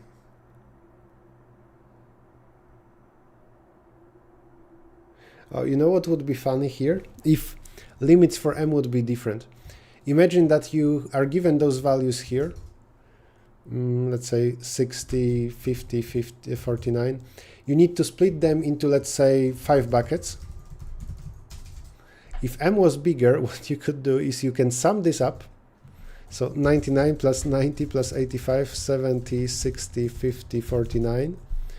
And you could here add 4 occurrences of that number. Here you go. Now you can split this easily into 5 buckets of the same sum.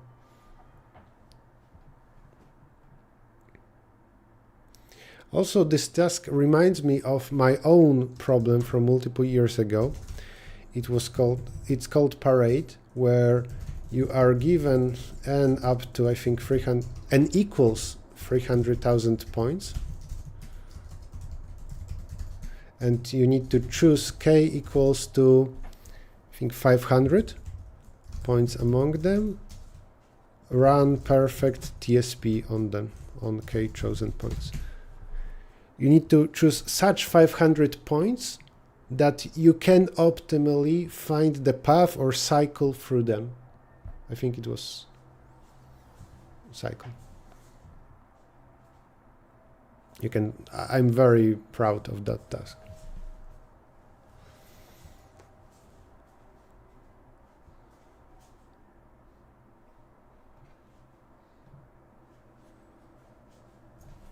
He has a bad day, that's it. Oh, and yeah, the risk matters. When you fight for the first place, you want to get 100 points for something. And if the problems are hard for 100 points, you can struggle and waste a lot of time. When you aim at a reasonable score, you know that you should look at subtasks. Ahmed, you will get a ban if you keep repeating the same thing. I cannot look at many countries. I don't have time. No, code forces is not enough. It's not optimal strategy to be good at Olympiads.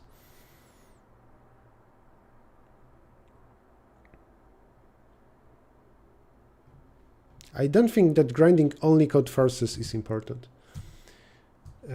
no matter what you want to optimize for.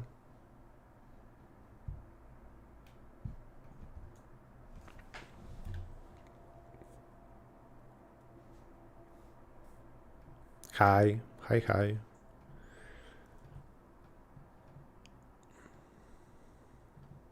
This will be interesting, last 40 minutes. I think that a year ago, it was early on clear who will win. I don't know if AdCoder is perfect. You should focus on Olympiad problems. To become better at competitive programming, you can use random websites like AdCoder and Codeforces. In particular, old Codeforces problems, I would say. And then for actual Olympiad practice, you want to do Olympiad problems. I'm not sure if I will attend at the ICPC World Finals. I got an invite to do something extra, but I don't know. There is often a very strong person from China. Sometimes there is a very strong person from Belarus. That happened too. Project Euler is good if you like such math problems. I feel like I don't have enough math knowledge to do Project Euler. I considered maybe starting going through those problems and learning a lot of new topics. Not sure.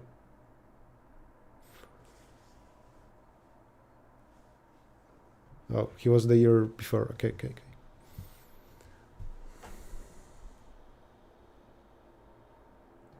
And yeah, there are people often who are good at both math and informatics at the same time. Okay, what can we do here at all with this? I feel intrigued by that.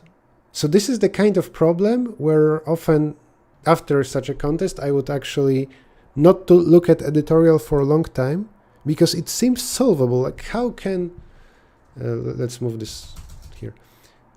This is the statement for the C task partition is that you're given numbers, you want to split them into k buckets with the same sum. Which is normally NP hard. But before that, you can add new k-1 elements. Then the elements will be sorted, and now new program is run, and it needs to be able to split them.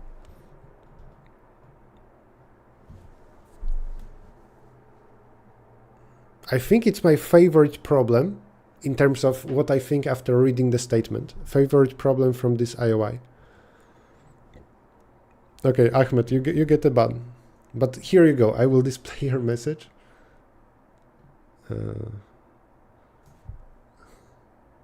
There are multiple people wanting to see their country. You can open the leaderboard and see.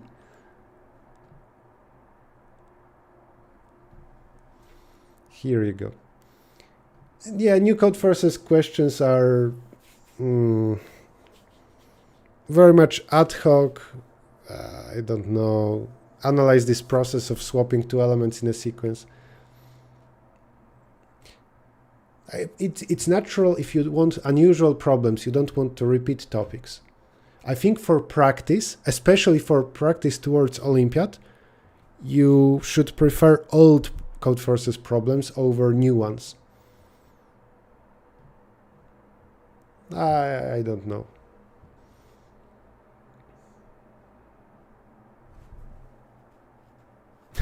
Yeah, the leaderboard link will not work.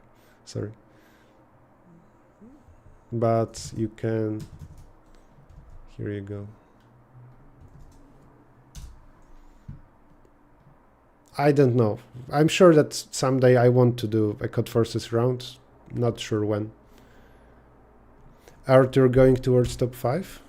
Hopefully. I mean, yeah, if he gets points.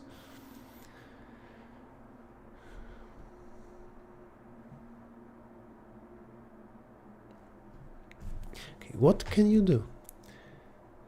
So you add new k-1 elements, then elements are sorted, and you need to do this. This is the statement. So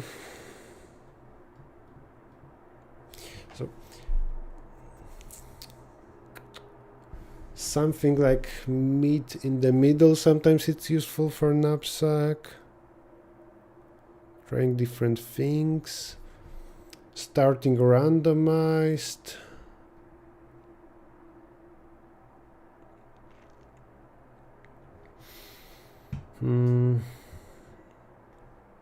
If we know the target sum,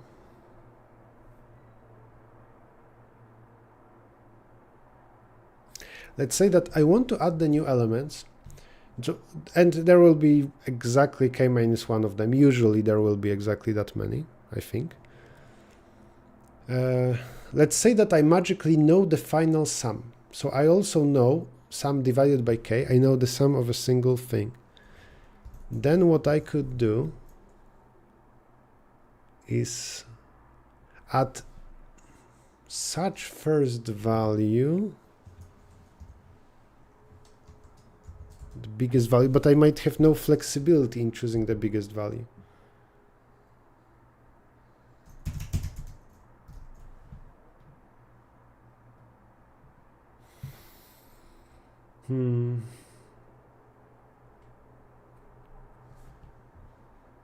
Yeah, this is way harder because you need to decide what to insert, what new elements to insert. Because splitting into k buckets with the same sum, that's NP hard in itself. And this is like solve unsolvable problem by first modifying the input.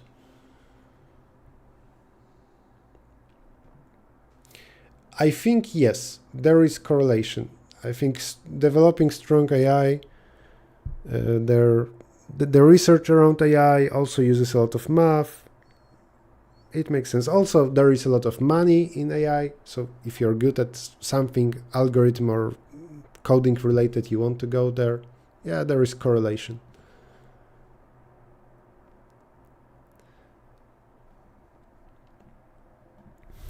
So the maximum number in the input might be equal to m. And then you have no flexibility adding the maximum. Also, the smallest can be 1. And then you have no flexibility adding the smallest element. There can be few such numbers around m. Few small numbers. Adding random elements and hoping that then greedy works is stupid.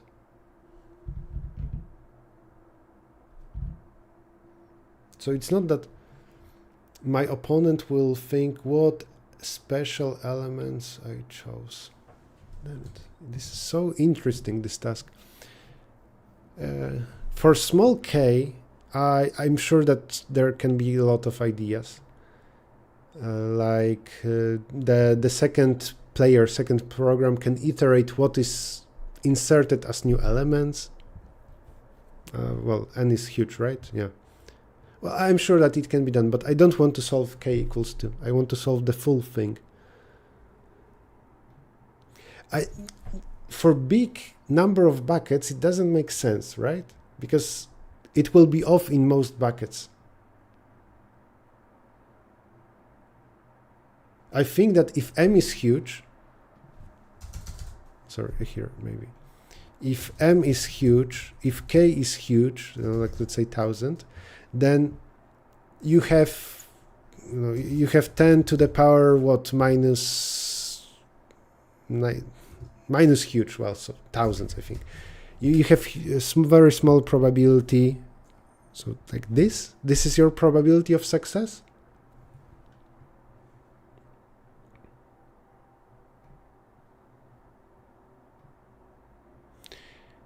Greedy heuristic strategy can perfectly fill early buckets without a problem.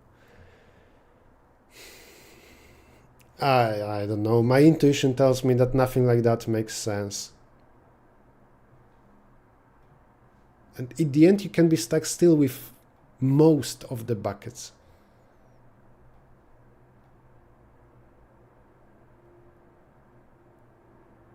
Maybe my intuition is incorrect. And also what matters here is that sum divided by k is equal something, right? But I say, what if it's, let's say, also roughly 1 billion? Even knapsack for, or what about a standard knapsack, a single knapsack? There is a reason why we do DP, because greedies do not work. And yeah, I mean, I hope that there is such a solution.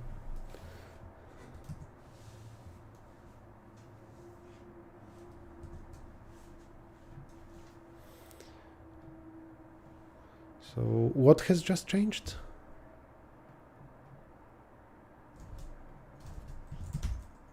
Oh, this changed. Okay, so he got points. He jumped here from few points, I think, to 80. Nice. What's interesting is that now, if he suddenly gets a lot of points for partition, he wins. But that's very unlikely to happen. So classroom game, he was at 19 points for a long time. He now jumped to 75.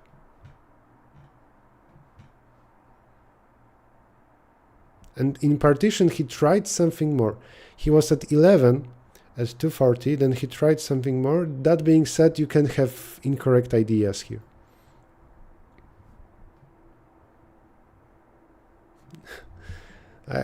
You would need to have balls to have a strategy in IOI, not to submit things early on to get feedback, just so that people watching from home would think that you struggle. I don't think he's that good, that strong to have the confidence to this be his strategy for the win. China #1 in technology. Well, certainly #1 in a lot of things, including IOI. They are consistently in the top.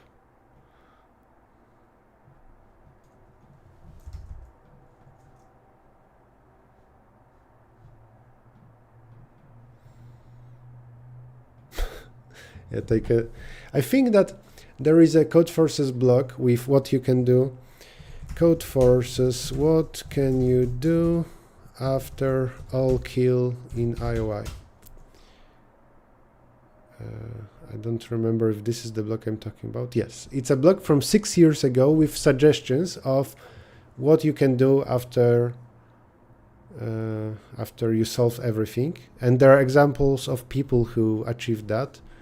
William Lin, 300 IQ, Ildar, and I don't remember that guy, Nicholas.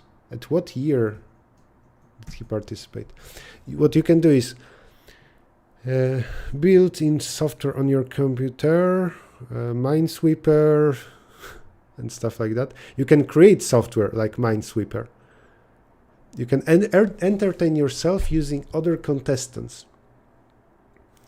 You can collect statistics like who has the loudest keyboard, who types fastest, what is the model shirt color. So I think it means the most common color among t-shirts.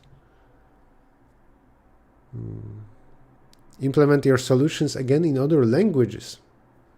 Now I think not available because only C++ is used.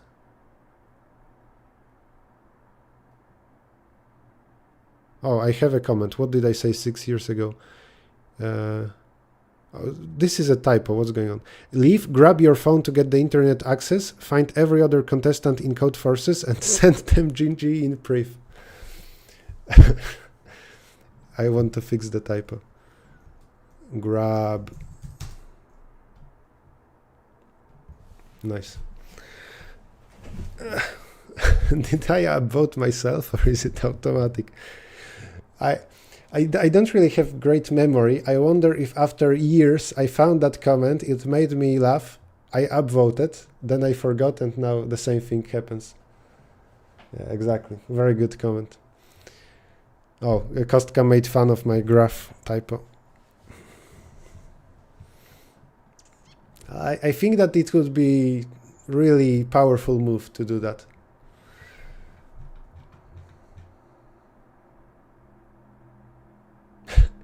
Actually, what to do after you all kill a contest is a well-known problem in China. Classic knowledge for all top contestants. Yeah.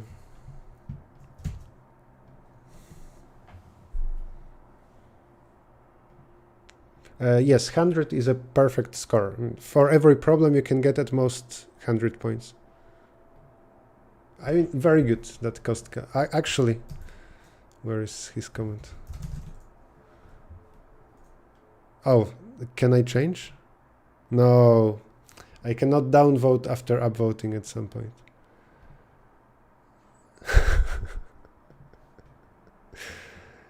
Hi, Ahmed. How do I mod view? Sorry, I didn't ban anybody for a long time in Twitch.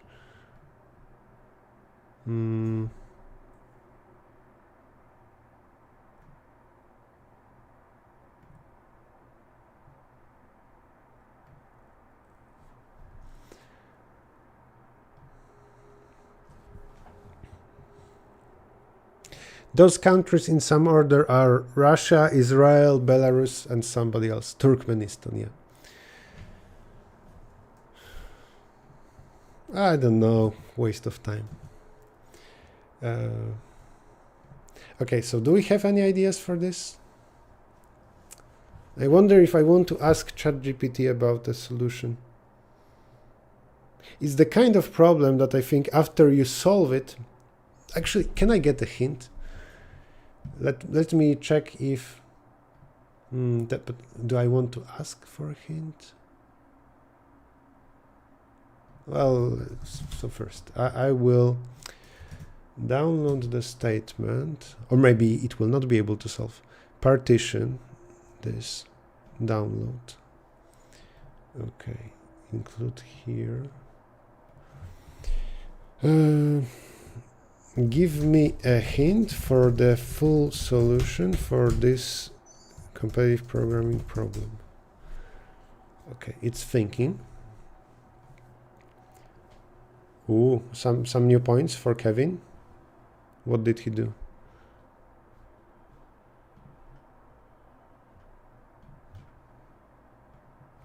Can I see anything here? So at 433 he got extra points. Can I do this? 31 points. This is a non-zero score, right? What is his oh, here's some score. 29.18. He got 2 extra points. I don't think this was optimal way to do it, but whatever. For ICPC, you should mostly practice general competitive programming for most time. It's more normal CP rather than Olympiad training. But then eventually you want to practice in a team.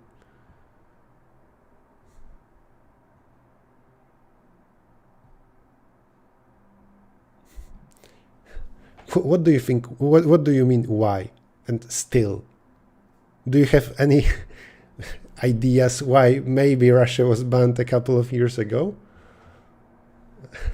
Because I'm not sure I understand your still.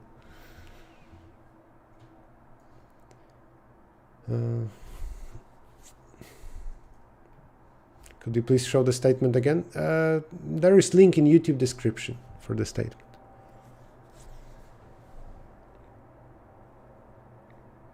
Yeah, it was +2.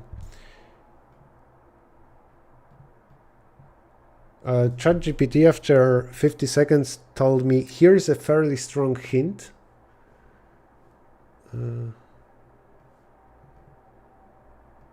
Here's a hint. He can add one number per group except one, and every number is at most m. Yes, this is... I know about that.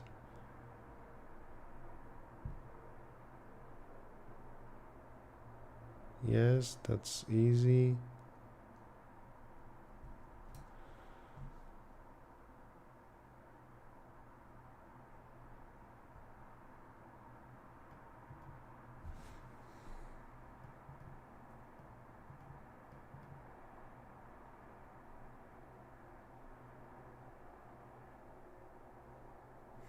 I'm looking for that hint from ChatGPT.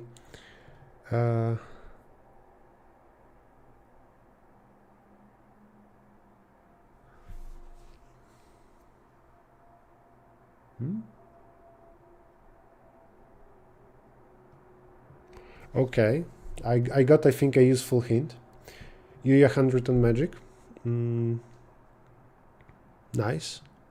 Not the best problem today to get 100 on, if it's easy to get 90, relatively easy, I mean, but still it's nice. So now in the top 3 everybody has 100 on something. In particular, Vladislav has strictly more points than Yuya. I mean, he wins at every task except for one tie. Daniel from Israel got some extra points now. 6 points difference here.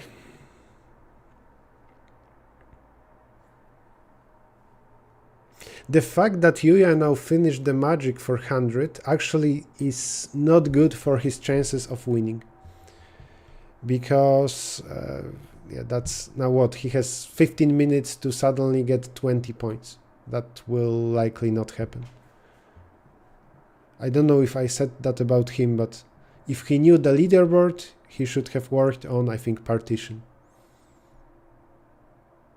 Yeah, read the problem.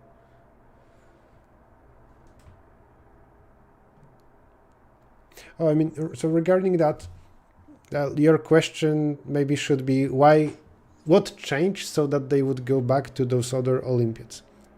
By the way, I think it's not clear, or it's not obvious in terms of, morals and philosophy, whether Russia should be ever banned from those Olympiads, but nothing changed. So I mostly argued for the word of still, If there was a reason to ban them, well, there's still a reason to ban them. When there was the beginning of a war, when Russia invaded Ukraine, I didn't have clear thoughts whether they should be banned from international sports and, high school competitions. It wasn't clear to me. But after some time, I eventually started thinking that, yeah, I agree, they should be banned. Though I understand if you think otherwise. I think it's not clear.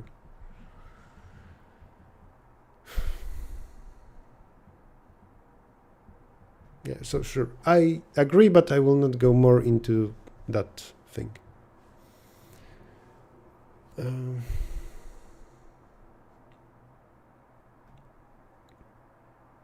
Yeah, okay, thank you.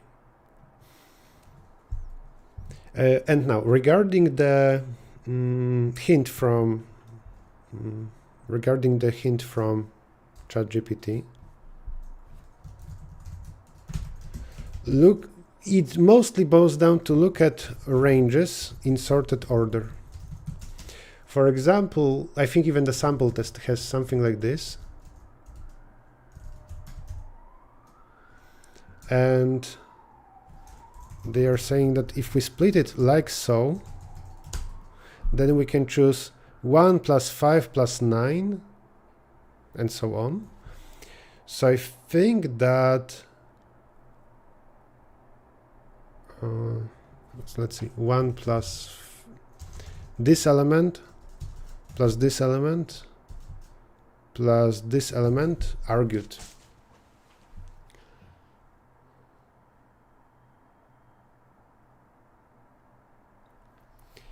In particular, if we greedily choose, we arrange elements into buckets. So let's say we have k buckets. Well, that's not true. Some very small elements we can assign to one bucket each, and some buckets will be empty. That's still okay, but I think we want to work with invariant. Difference between buckets, two buckets, is at most, well, m, and m is every number ai is up to m. We want to work with this invariant, and many greedy solutions satisfy this invariant. And now, if here, let's say we want to do 3 buckets. If those elements we assign to one bucket each, and then maybe those elements, I'm not sure, maybe we should go from biggest to smallest, but we keep doing that. Even if here there are different elements, what I will then do is, well, I will assign 6 to the smallest bucket sum, 5 to next, 4 to next. For example, here, right now I would assign 1 plus 6, I have 7, 2 plus 5, I have 7, 4 plus 4, I have 8. So after those two, these are the buckets. And then if I here magically got 9, 9, and 10, 8, 9, 9, I would be good. Because this with that is okay. The question from ChatGPT, hint from ChatGPT boils down to this.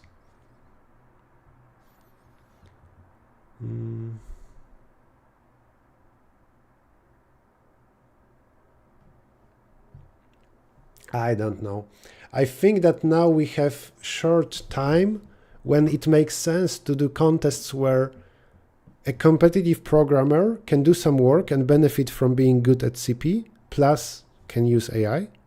But in the near future, what will happen is that competitive programming knowledge will not be useful in competitive programming contests if you also can use AI. AI will be just strictly better than you anyway. So I think now might be like the last year when a competition like Midnight Code Cup or this Huawei Challenge makes sense with AI allowed. Maybe there is one more year like that.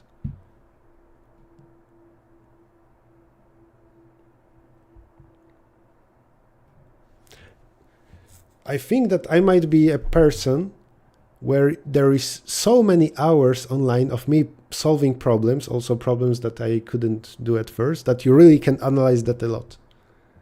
You can maybe train AI to struggle the same way I struggle. You can watch my live streams and see how I solve problems.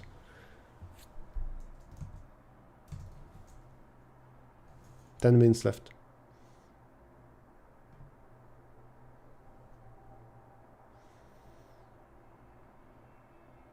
Sorry for mispronouncing, but Shengao, yeah, in partition, he's 25 points away, so he needs 40 something. 45 is reasonable. If he jumps from 16 to 45, that's plus 29, so he would be at 492. Then arguably, Kevin needs 5 extra points likely to secure the win over Shengao.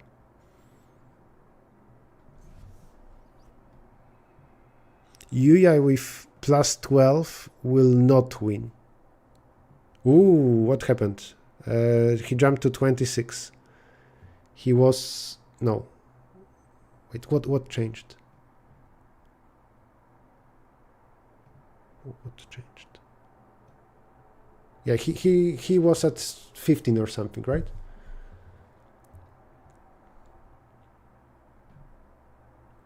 that cyborg phase of chess did not last very long. I think we're already past that for CP.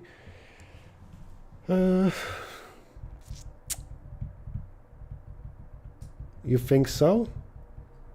I don't know. There was Midnight Code Cup this year.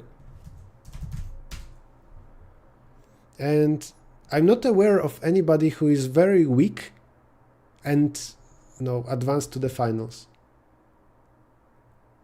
This was a team competition where, in April this year, where you can use any AI. And I don't think somebody, a newbie, a total beginner to competitive programmer got to the finals. So if you're saying that we are already past that phase, then I'm surprised that nobody here advanced to the finals or won the finals. It was called Centaur. Okay. Interesting.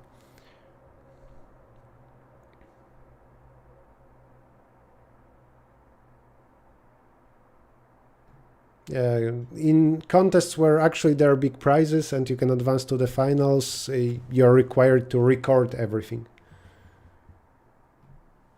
Okay, Cyborg and Centaur. Okay, so he got from 16 to 26. Xin Hao, thank you.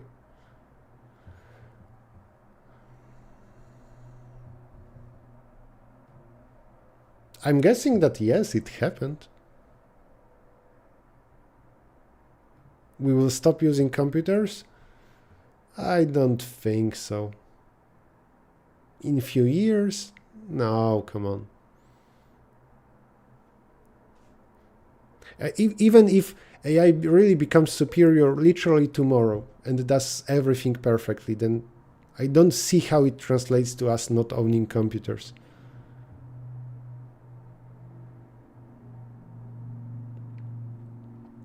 You cannot participate in IOI, but you can participate in many other competitions. You can start with codeforces.com. Yeah, so he just needs a few extra. Oh wait, something happened, right? Whoa, he got some points. Yeah, he jumped. I think that's almost game over. No, well, not really. Vladislav can win.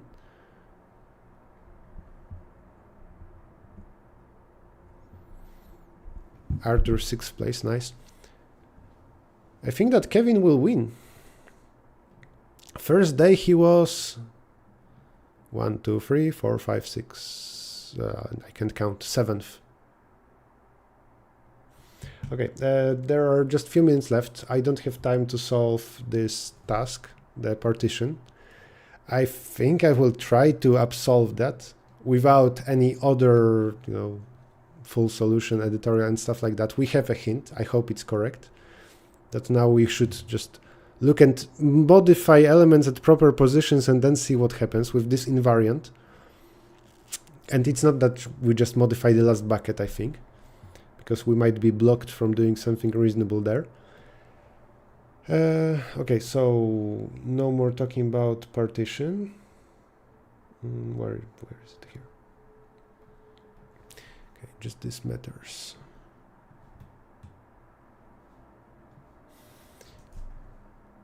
Nope. What do we have? 5 minutes left, plus a couple of minutes for us to see results of submissions made in the last minute. Kevin comeback indeed. I mean, people were surprised how poorly he did in the first day. Code forces. What is his rating? 3,500. Contests rank. He won 1, 2, 3, 4, 5, 6, 7. He won 7 rounds in Code Forces.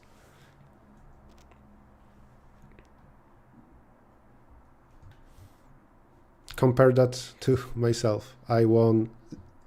Not soft. I won 0. I was second place twice.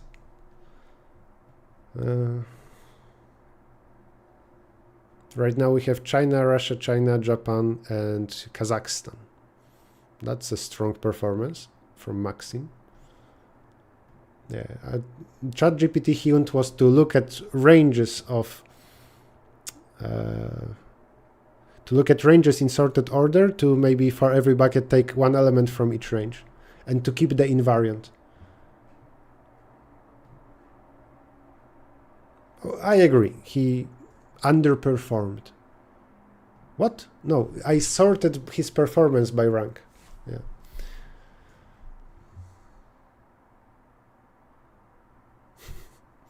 I wonder when we will start getting rounds created by AI.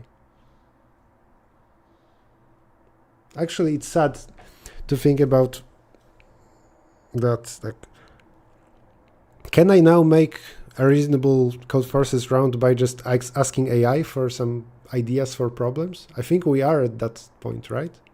Actually, I will try later. Batir was the last IOI gold. And then, ICPC gold. Yes, he is. Yes, he is. Oh, and I agree with that comment about AI.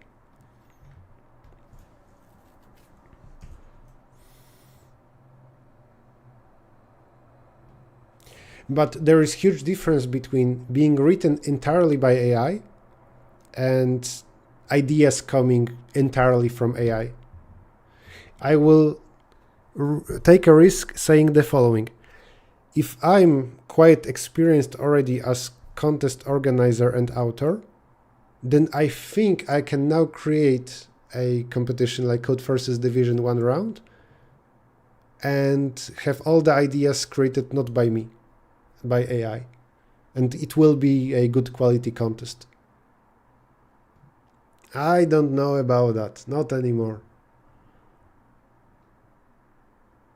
Actually, if a human comes up with problems, then still, are they brand new? They are based on thousands of problems this human solved. Some may be inspiration from real life.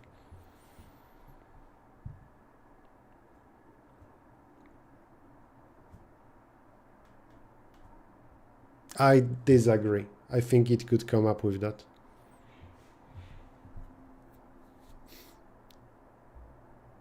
If you tell it to try to come up with some, communication problems, I agree that it's harder than just creating a competitive programming problem. But also I set Codeforces round on purpose. Codeforces problems, there are more of them and they are simpler in format than Olympiad problems. So maybe still humanity with a lot of strong authors, competitive programmers, is slightly stronger than AI with creating Olympiad level problems like IOI problems, but not for long.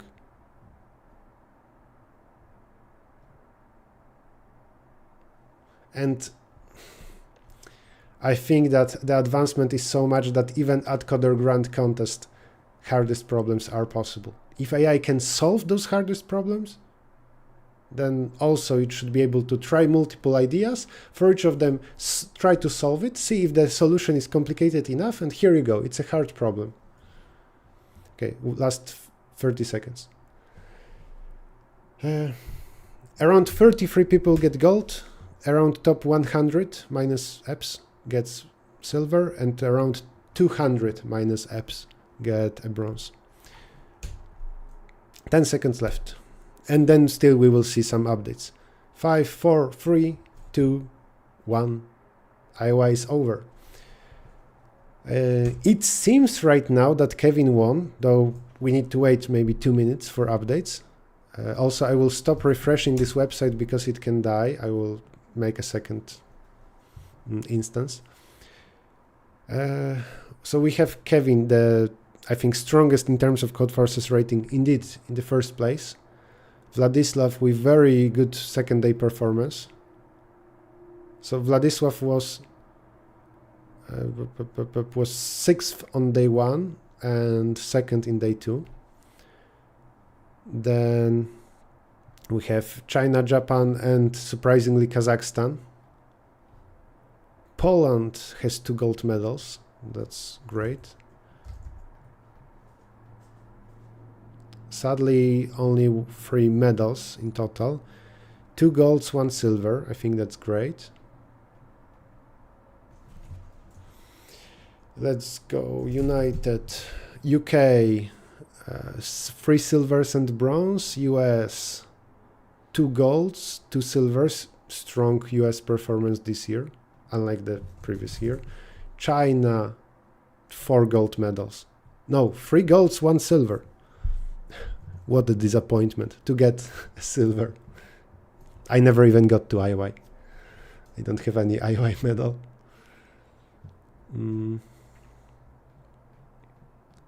What else? Georgia.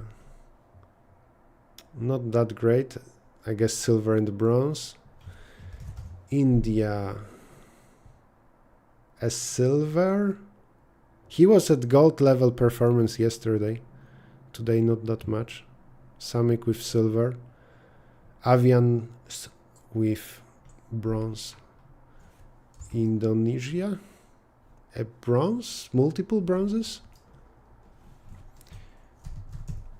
Uzbekistan. Maybe 1 silver. It's interesting how. That didn't change anything, right? Franek from Poland now. From silver jumped to silver. Because still there might be updates of results from the past minute or so of submissions. Spain. Silver. Just I'm interested in some other European countries. Germany, France,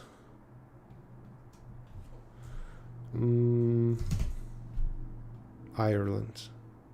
Ireland not doing well. Lithuania. Estonia was high, right? 1 person was quite high. Yep. Kristen, I think with a gold medal. 1 silver, 3 bronze for Uzbekistan. Silver's up to 95th place, but it might be complicated. I don't know if IOI flags count towards medals.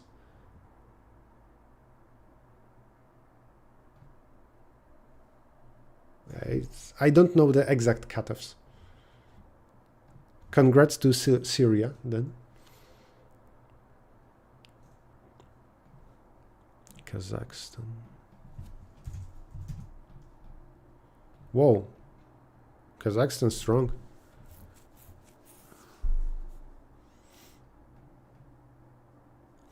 I was there once, a couple of years ago, doing some Olympiad camp.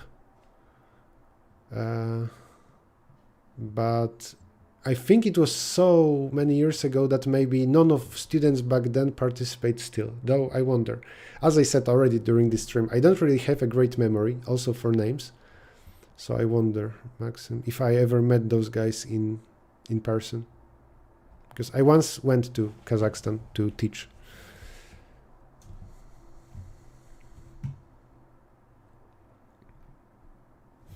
That sounds like a plan. But the question is whether you can also not do that and have a good life.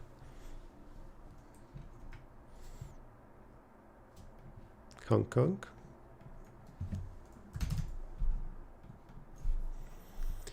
Oh, nice. 2 golds, barely, but I think so. 2 golds, 1 silver, 1 bronze or non-medal, sadly.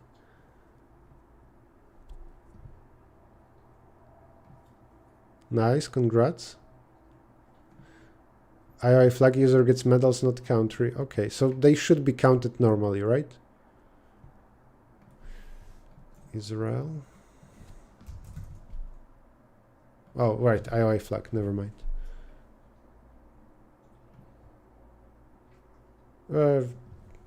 Good point.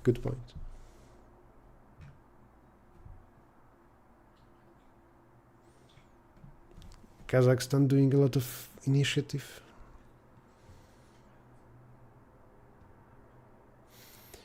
I do agree that it's very risky. It's big variance. If you have a good life, if you have a high enough salary, then leaving that and starting a startup, what does it give you? I think, well, it increases your chances of being very rich. But in particular creating really generational wealth. But it doesn't mean that you will be much happier, or that your family will be. Actually, if you already have a family, then I think that's making a startup will, on average, decrease the quality of life for your family.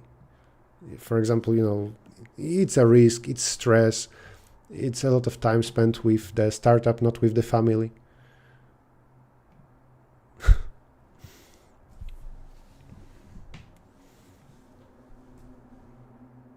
Okay.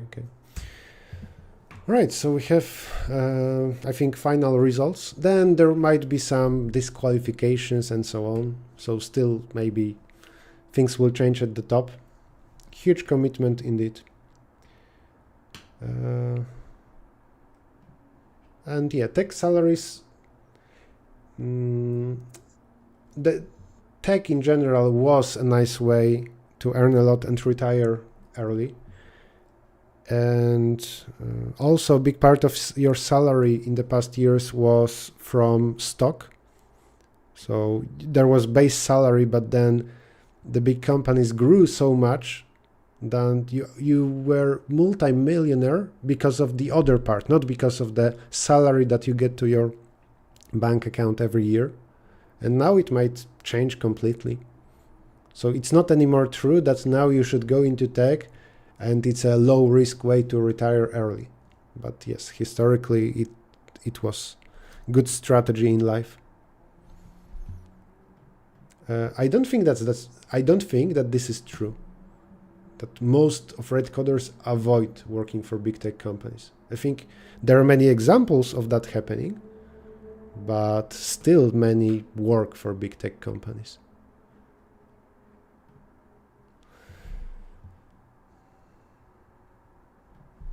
That's sad. Congrats indeed.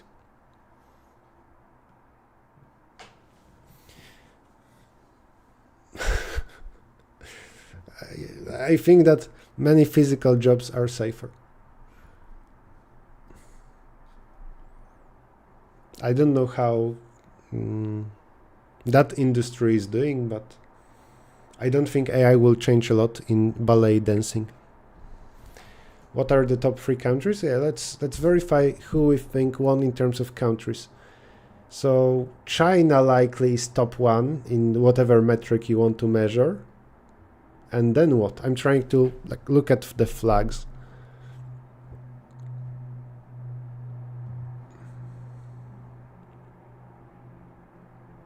IOI team 2. That's Israel. So Israel is high. What flags are repeating other than that? Well, I don't think there are then clear countries on second place and further. There are 4 countries under IOI flag, including Russia. But among the IOI flags that you see here, only Vladislav is from Russia. And then Maxim.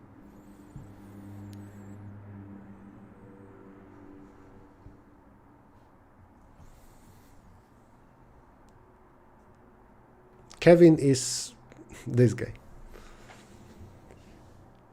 And code forces.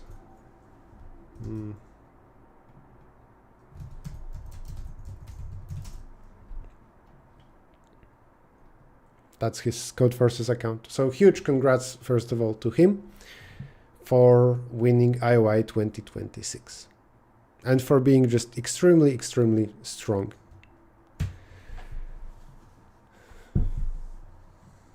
I don't want to check people who did badly. It's sad. I'm not happy looking at scores. I mean, it's already sad enough. Where is he? Here. 200, actually. No, come on, 204th? That is not enough for bronze, right? Can he get like honorary bronze medal? I think he will get an honorable mention. Wait, isn't that for people who got in the first top 50% in at least one day? If so, he will not get it. No. I don't want to look at other sad stories. Mm.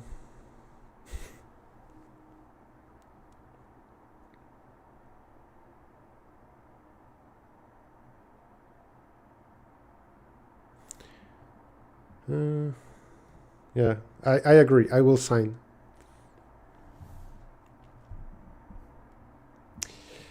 I agree that the problems this year were quite hard, looking at the full scores. Let's see IOI 2025 results. 590, 570, 2024. 600, but that was a single person, and then 476.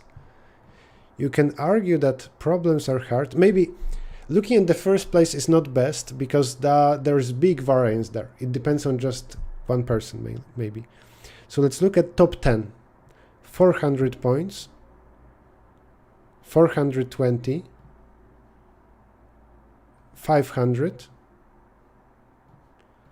and this year we have 420.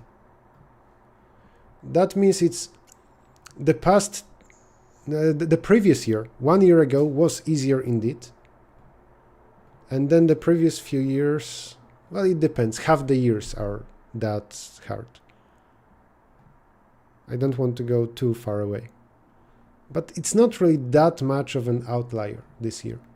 The only outlier thing was the tiling problem.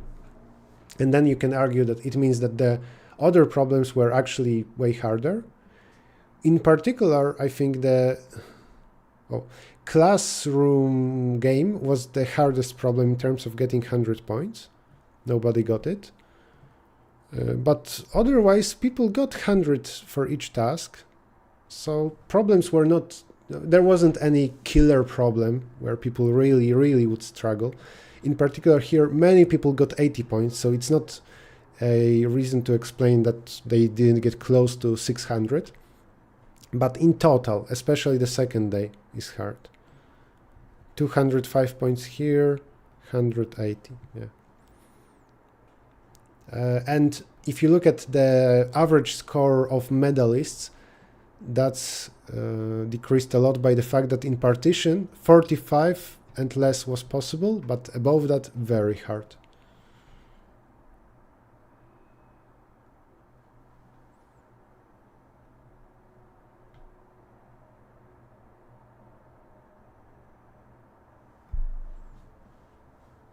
I mean, I'm sure it happened many times that somebody got first place on day one and then didn't win in total. But I'm not sure what you mean by no placement. I think it's usually you get a gold medal then.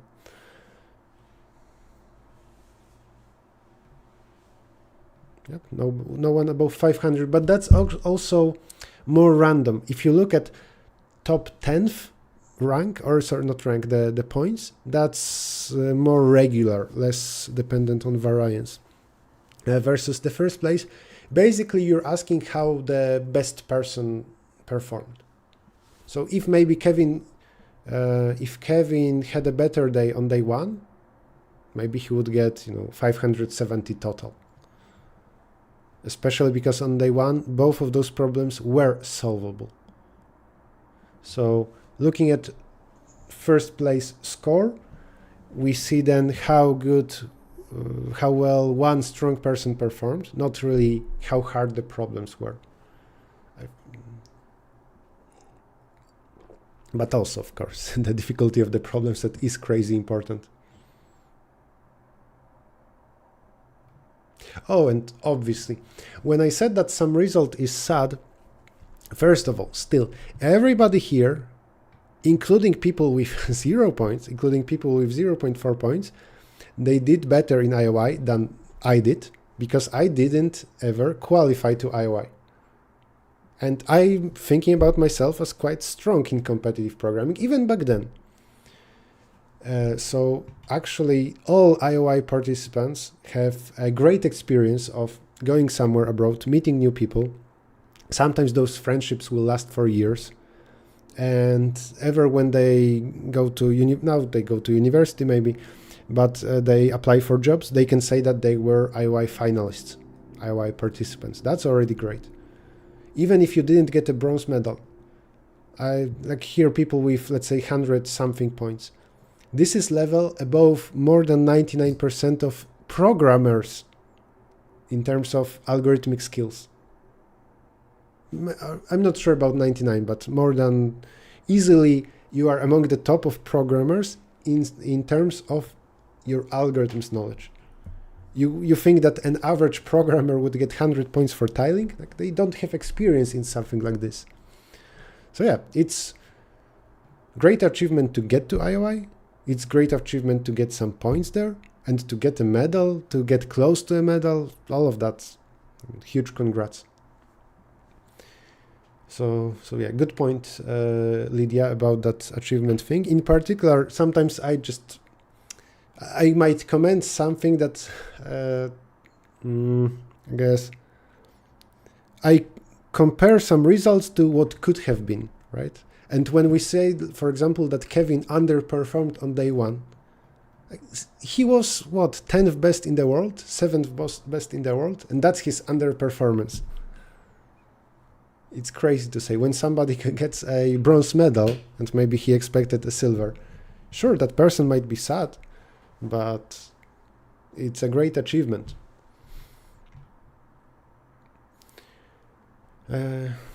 Okay, the stream will be finishing now.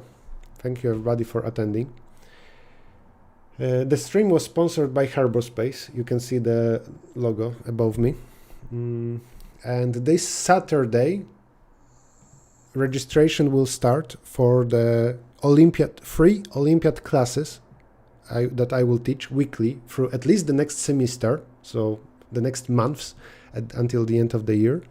This Saturday the registration will start. I think we will allow some late registration up to September, but we'll see. Everything, the registration will be announced and conducted via Codeforces.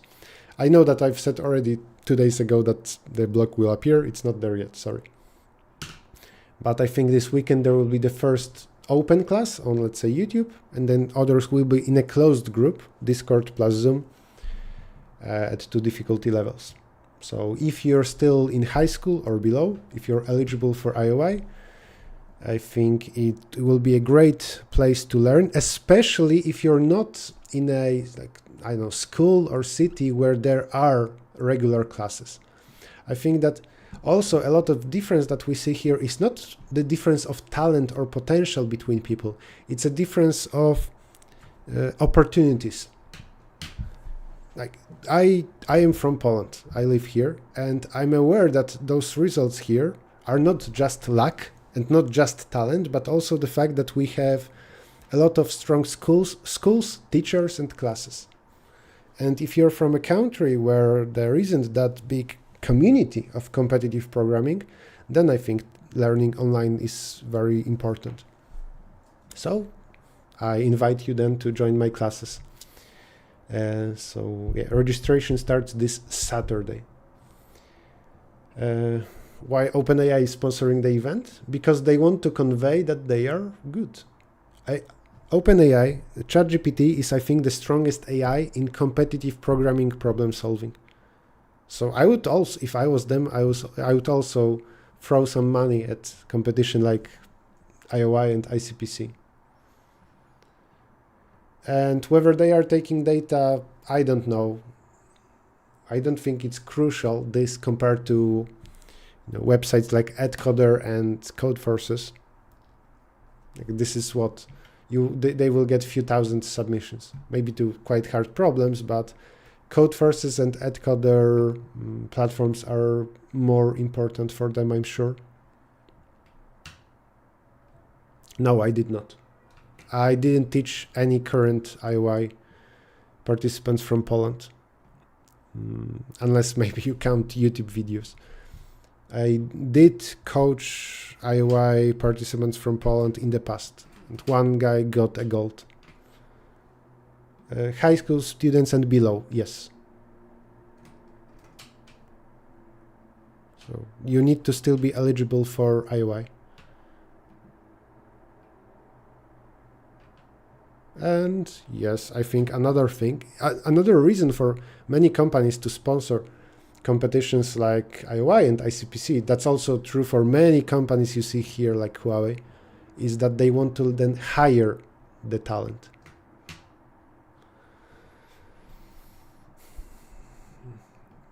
I don't have a favorite math, whatever it means, but I like combinatorics, for example.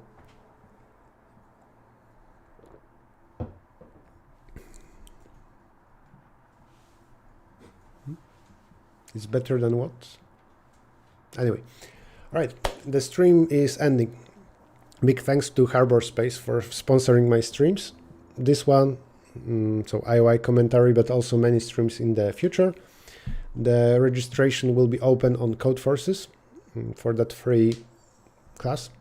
Yeah, thank you everybody for attending stream, for chatting with me. I will try. Though I'm aware I did that in the past, but hopefully now it will be my job. So you will see me sad and, you know, just obligated to do the streams rather than doing it because I want to. Great, yay. I mean, I think it will be good that I need to do it because then I will do it. Okay, see you Saturday, I think. Saturday will be that first class for the Olympiad classes, and that one will be open. Bye everybody. Congrats to the IOI participants, including Kevin for the win in International Olympiad in Informatics.